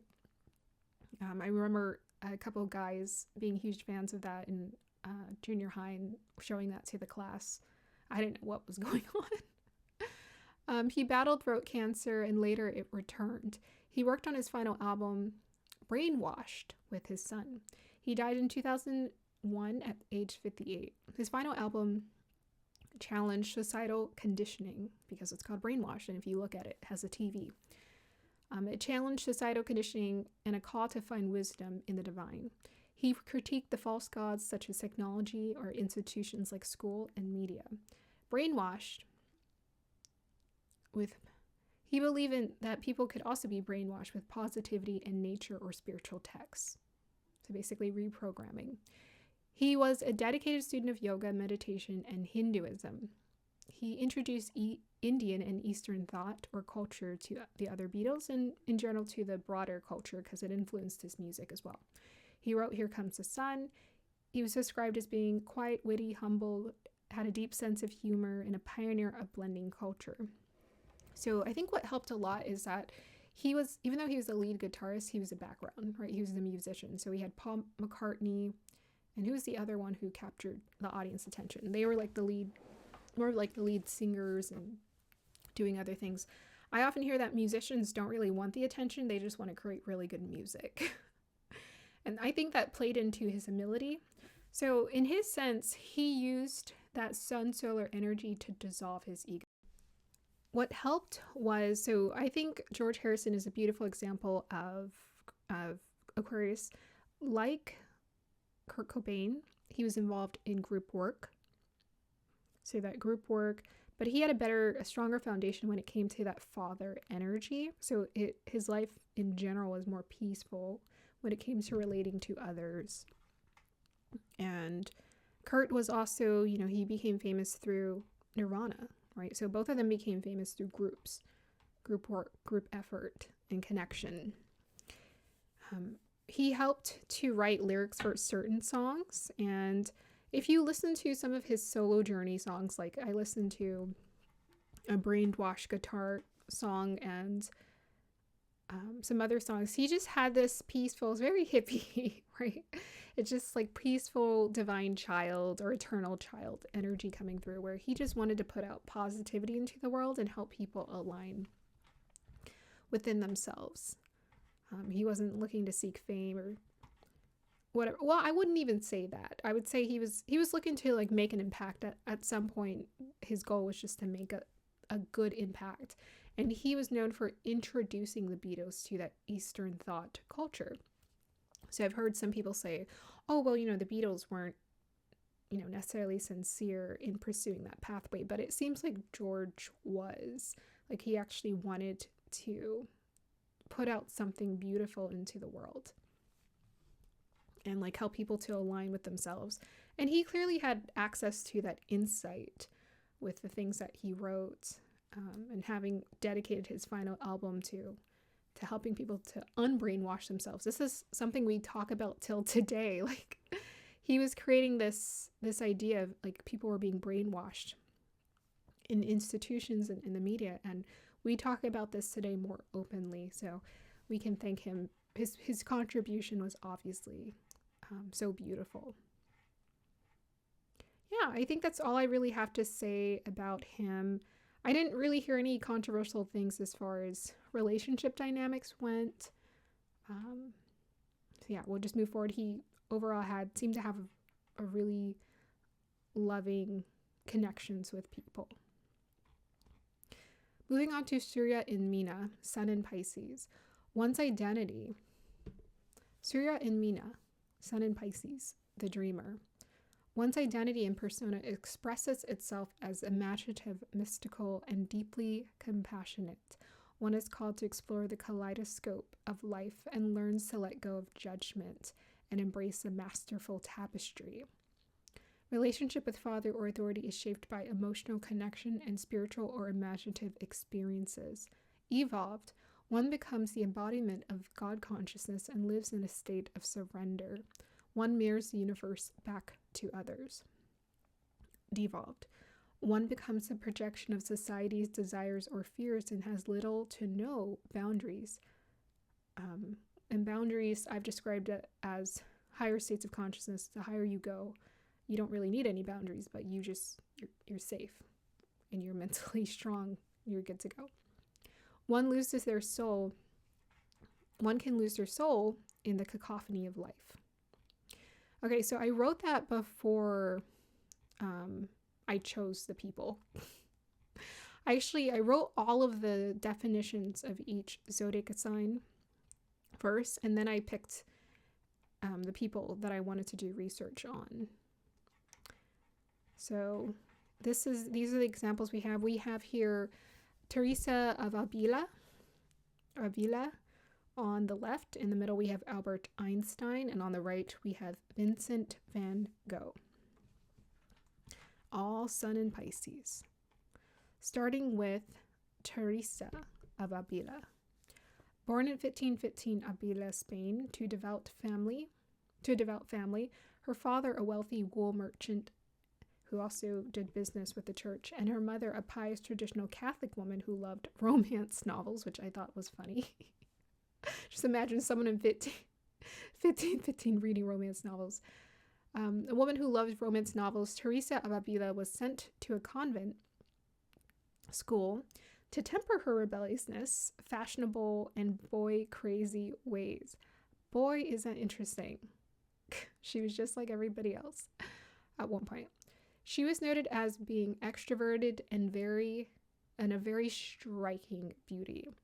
Her father was serious and pragmatic. Her mother was traditional Catholic woman. Her mother died when she was in her early teens, and this led to a deeper devotion to the Virgin Mary as a spiritual mother. At 20, she decided to enter into the Carmelite convent of Incarnation in Avila with her father's reluctant consent. So at first her father didn't accept, she just left. Very willful. I'm telling you, when you do research about people, it puts things into perspective, because we think women had no self-expression, and that's just not true. Like, we think these women had restrictions, they weren't working. That's not true. When you actually read in history, what were women doing? So people have just created these manufactured memories. And I'm like, why don't you actually try reading things about what these people actually did? And you'll actually find that, history doesn't hide it all. It's just people don't do the research. This one was a willful one. Her serious illness. She had serious illnesses throughout her life that led to incapacitation, and particularly in her older years, she had one for 3 years where she suffered, and then during this time she started to develop a love for mental prayer, and this is what she's known for, is mental prayer. Later she experienced radical conversion, or what we like to call a spiritual awakening. She then started to have intense mystical visions and ecstasies, but would act under obedience to her confessors. So even though she was having these extraordinary experiences, she was journaling about it, writing about it, she would still go to other people to stay grounded and to see what she needed to do. She then begins to reform. She feels like God is calling her to reform the Carmelite order. She begins the reform of the Carmelite order. Okay, I'm missing some letters here.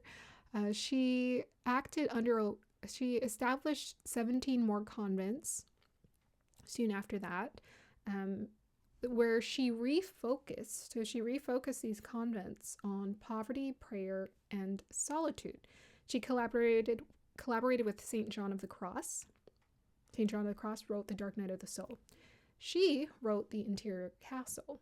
She was described as being talented, lively, expressive, charming, headstrong, intelligent, humorous, mystical, and grounded. She had poor health throughout her life and an issue with the curvature of her spine. But still, she was insistent. Yeah, so I think this is what we would imagine. Back then, she was considered what the blueprint is for a mystic. These days, she's still considered the blueprint for a mystic, but a modern day mystic, we don't have to become nuns or monks to become connected to our mystical abilities. But I thought it was interesting, like, she was a very willful one. Her mother read romance novels. She read them too. And so she's not like she didn't have those same desires as everybody else. It's just that she chose, after her mother died, it just completely transformed her life. And she looked to the Virgin Mary as her surrogate mother. Once she turned towards divine, she found this like deep sense of compassion and love that she didn't find anywhere else, and she decided to dedicate herself to becoming a nun.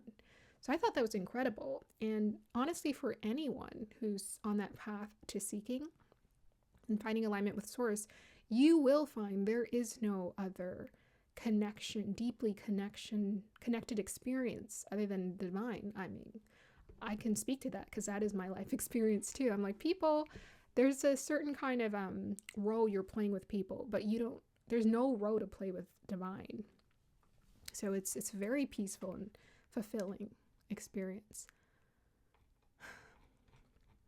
Yeah, her parents were devout, so she had that spiritual grounded background. She had a loving connection with her family.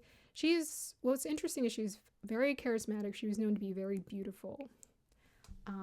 And she was considered to be charming as well. So she found a way to get leaders whoever was the king during that time in Spain, she found a way to get them to listen to her and do favors. And, here I'm thinking, oh, maybe this woman is really revolutionary, which she was. She was canonized as saint later on.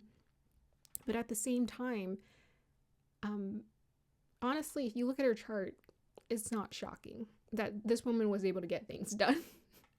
It is not shocking. She had a strong willpower, a strong connection to that fire and water in her chart. So she knew how to connect to people. She knew how people thought. Moving on to the mystical physicist Albert Einstein.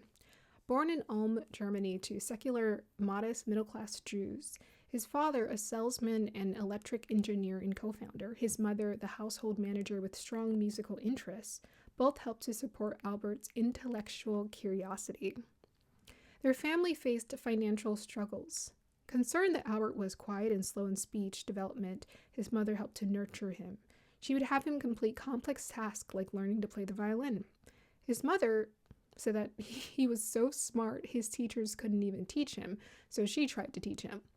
He was very independent, and he chose ultimately to pursue science and math. His father wanted him to become an engineer like him, but he was close. It was electrical adjacent is what he pursued. He attended the Swiss Federal Polytechnic school. He couldn't find teaching positions after graduation, so he worked at the Swiss Patent Office, during which he published groundbreaking papers that laid the foundation for his theories. He became a prominent figure in scientific community and as an advocate for peace and social justice. He received the Nobel Peace Prize for the photoelectric effect and revolutionized our understanding of the universe through his theories of relativity and quantum mechanics. People describe him as brilliant. Someone who really liked companionship, deeply curious, independent, proud, rebellious, humble, gentle. Someone with remarkable concentration, unconventional, humorous, a music lover. Someone who prioritized simple living, philosophical, and an intuitive physicist. He was also unfaithful, and his wives worked with him and helped to contribute to his success. All right, so let's break this down. So clearly, Albert Einstein has a legacy connected to electricity, and his father was an electrical engineer. So there we go. Now that Pisces energy is very imaginative, and it can be very ingenious because it's this energy of connecting to these like powerful connected insights. Basically, one has the ability to connect dots without people seeing it. So they're able to kind of see all of these different moving parts, and somehow they can just intuitively connect it together because they're using their intuitive imagination. And I talk about the intuitive intellect all the time. It's what I use because I have 12th house placements, and that's what helps me to understand certain concepts and ideas. I don't have to be so fixed, literal, and perfect or strategic in my approach to things, but I can just kind of understand things from a spiritual standpoint without trying to force it. And that was his gift. He was able to kind of tune into that universal energy. He also was quite philosophical and an insightful person as well. He was a music lover, similar to his mom, so that's very Pisces energy. To me, Pisces is the energy of the bird song or the song. Whitney Houston had a moon Jupiter in Pisces, gave her the voice. So it gives someone the ability to like sing or love music or have appreciation to music. So it seems like that creativity helped to inform his scientific, mathematical mind as well. But overall, he seemed to have an okay, relationship with his parents. They were very supportive of his pursuits. And I find that that's quite common for people who are very authentic with their self. And Albert seemed to give that very authentic energy. But he was born during a time where sexism was common, and he was involved in that. He was unfaithful to his wife. He was married twice. His first wife, they had 2 sons, and his first wife, she got pregnant while they were at the Swiss Federal Polytechnic School, and she was really good with math. And I heard she helped with his work. And this is actually quite common for the wives to be helping these men to become successful in the world. Like, they play a huge role. And he's admitted that. He's like, my wife does the math. So it's not like he was trying to hide it. And part of that also had to do with his connection to that Pisces energy. Usually if someone has a strong connection to feminine energy, they acknowledge women. But depending on the time that they existed, they might believe in gender roles. They might believe in sexism. And he was very, he had lots of affairs. Pisces energy, and sometimes it's just someone who likes, like they're really codependent. That Pisces energy can be very codependent, very needy. We had Frank Sinatra with that Scorpio energy. Even Jay-Z, he was unfaithful. I'm sure he needed that female validation or attention too. So it creates this neediness, especially when it's not evolved. So I like to acknowledge all the parts of people. Sure, Albert Einstein made that contribution, but he also contributed to nuclear harm, the nuclear power. I don't know what word I'm looking for. Nuclear bombs, like the invention of the nuclear bombs, but he also contributed to like nuclear fusion, where people were inventing great things, and the power was sort of out of his hands because he did promote peace and social justice, but his inventions, at some point someone was going to create it and someone was going to use it to hurt people. So that's the thing that happens, is you have this ingenious insight, you want to create a successful career, but there might be problems there. I think he did have issues with finances. His father was basically an entrepreneur, very successful entrepreneur. Albert Einstein has a son in the 10th house, so very seen. And his father had a successful business, but it was up and down because it was entrepreneurial in his ventures. So, sometimes his family had and sometimes they didn't have. And that was very reminiscent, water energy can be very up and down, reminiscent of his romantic partnerships and just his life in general as well. He was also known to prioritize simple living, so he didn't believe in, I think, excess of certain things. Maybe, obviously, just based off of the portrait, maybe he didn't believe in combing his hair. Like, he didn't believe in focusing on superficiality too much. He's just like, okay, as long as we have what we need, that's what matters the most. Let's get on with life here. But yeah, I think it's just really cool. He's a very good example of what a mystic looks like when you combine that with mathematics and science. Next we have here, the last one we have here is Vincent van Gogh, the psycho-mystic painter. So I call him the psycho-mystic painter, not to call him a psycho, but his work is very psychological. You can tell he was going through a lot of psychological experiences in his work. You can see it, you can feel it, like the images were moving like it was a hallucination. A lot of his work looked like hallucinations. So Vincent was born in the Netherlands to Dutch parents. His father, a Protestant minister at the Dutch Reformed Church, and his mother, a homemaker and amateur artist, did the best to support him. His mother came up from an upper middle class family with ties to art dealing. She's the one who introduced her kids to art. After giving birth to his stillborn brother, she then gave birth to him. So she found out she was 3 months after she gave birth to the stillborn son, she found out she was pregnant with him. And she was deeply depressed. I remember learning about the school. She was deeply depressed during that period. And that initial period, he felt really neglected, and it informed his psychology for the rest of his life. Van Gogh pursued, after giving birth to his stillborn brother, she gave birth to him as the eldest of 5. Van Gogh pursued art, dealing, and missionary work before dedicating himself to painting. Vincent's lack of success, stability, and choice to be a painter led to disapproval by his parents, which made him feel rejected.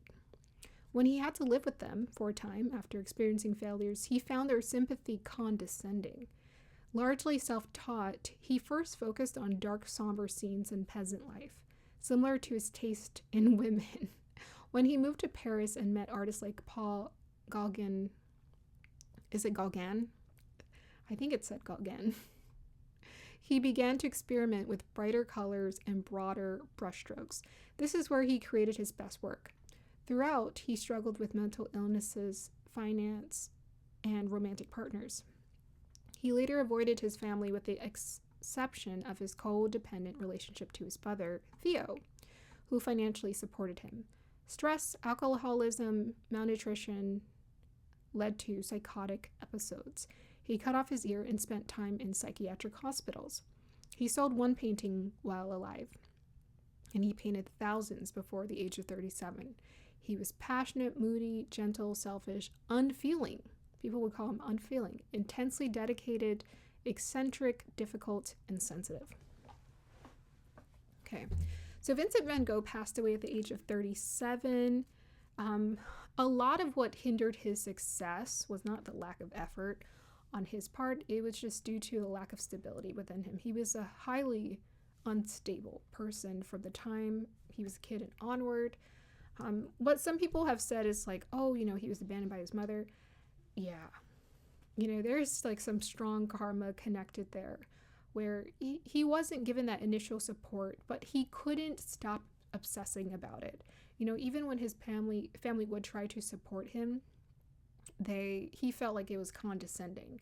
He had he had some Aries placements that made him very difficult to just be around in general. My guess is that he might have a North Node in the first house that also makes him very difficult as well, and quite selfish, self-absorbed. But the irony here is that he's a Pisces sun, and yet people call him unfeeling.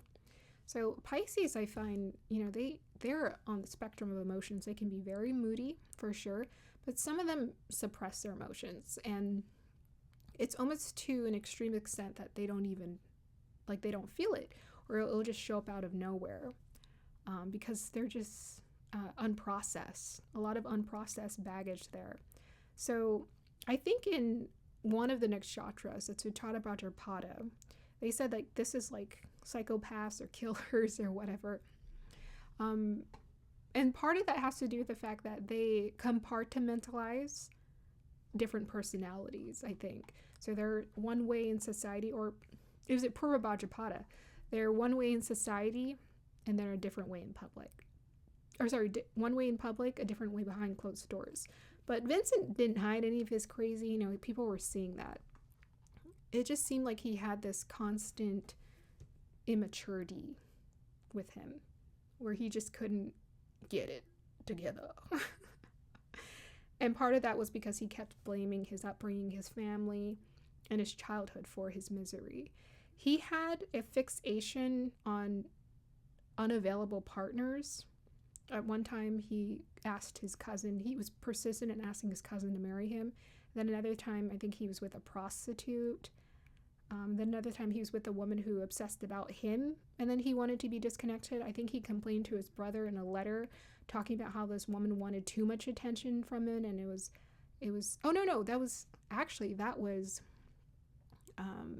Albert Einstein. Albert Einstein had complained to his daughter saying that it was overwhelming that his partner wanted too much attention. So I actually find that this is quite common for Pisces. It's definitely part of their dharma to understand partnership and harmony with people. And sometimes on that scale of that Pisces energy is obsession that one experiences, and there's just the weird emotional push and pull that they experience, which I find it's interesting. Sometimes they can be very compassionate and caring individuals, and then sometimes really detached. And I always found that strange because I thought it was just one note. You guys just always feel things, and no, they don't. Sometimes they lock those emotions somewhere in their psyche. They lock it away unresolved. So it seems like he was emotionally just stunted from early on, and he just never took accountability. He could have, but he kept chasing success, and he was set on trying to become a successful painter.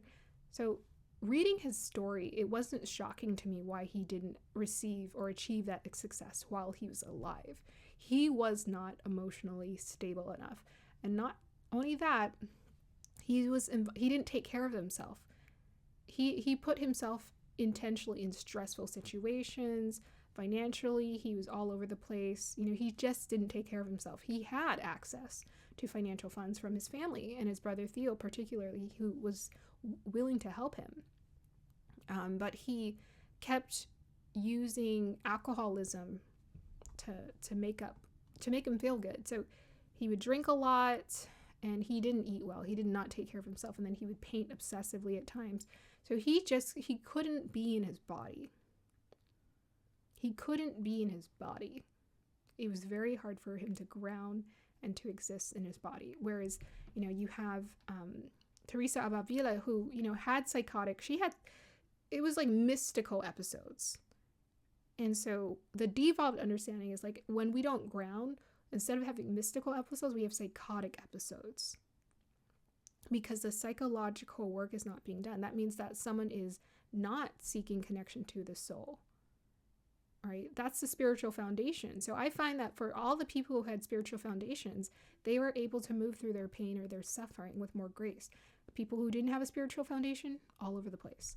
And his father was a minister. Sun in Pisces. His father was a minister. But for some reason, I honestly felt like Vincent couldn't take accountability for himself. He kept making other people the problem in his life. Like at one point he was with a prostitute just for companionship, but he's like, we're both depressed and we just keep each other company. And he was obsessed with painting like the peasants. He was obsessed with poverty. He was obsessed with, struggle life. And it was interesting because Teresa of Avila, she shifted the dynamic of the comment back to a focus on poverty and solitude. So that was controversial. People were fighting against that because they're like, we want access to luxuries in life. And I would acknowledge that. I understood why she did that.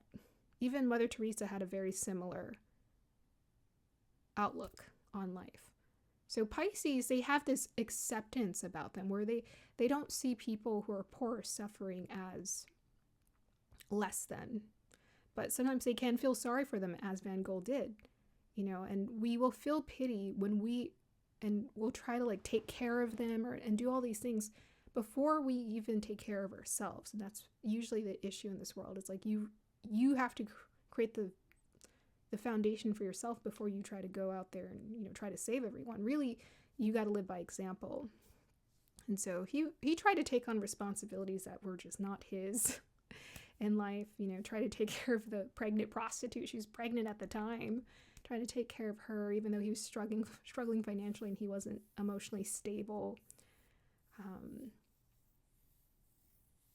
He was trying to be a leader sometimes. He was trying to form an artistic group in Paris, but he just lacked the fortitude. He ended up in psychiatric hospitals. So it's just interesting because we have such a fixation and obsession on people who are just not whole in society. A lot of the more famous people are not whole. They are not whole. And some of the people people look up to in society are like they were broken. They were miserable, depressed, and unhappy, even though they didn't have to be. That was a choice. That was his choice. In his work, he was obsessed with struggling. He was obsessed with poverty, obsessed with life being horrible. Whereas Teresa of Avila, she used it as a way to elevate her consciousness. She's like, well, we can live through solitude. We can live through having less things, and that will actually bring us closer to God, because we'll focus on what's the real work is. We won't get distracted, and we won't become greedy. So I think in his own weird way, I think that's what Van Gogh was trying to create, but he couldn't ground himself enough to do it. So just ungrounded energy, but the intent, the gentleness behind it all was there. The compassion was there. It just wasn't stable. And so what I learned through my journey of studying these 35 biographies is that by the end of the day, we need to create stability. We need to create a solid foundation for ourselves. We need to have healthy habits. That's what's going to help us to heal and create a beautiful life for ourselves. And whatever our talents are, whatever dharma or karma we're able to dissolve, we can do it so long as we do the work. Right? We really focus on just simplifying our lives, not complicating. And if there's anything I hear from Divine all the time, they're always like, simplify it.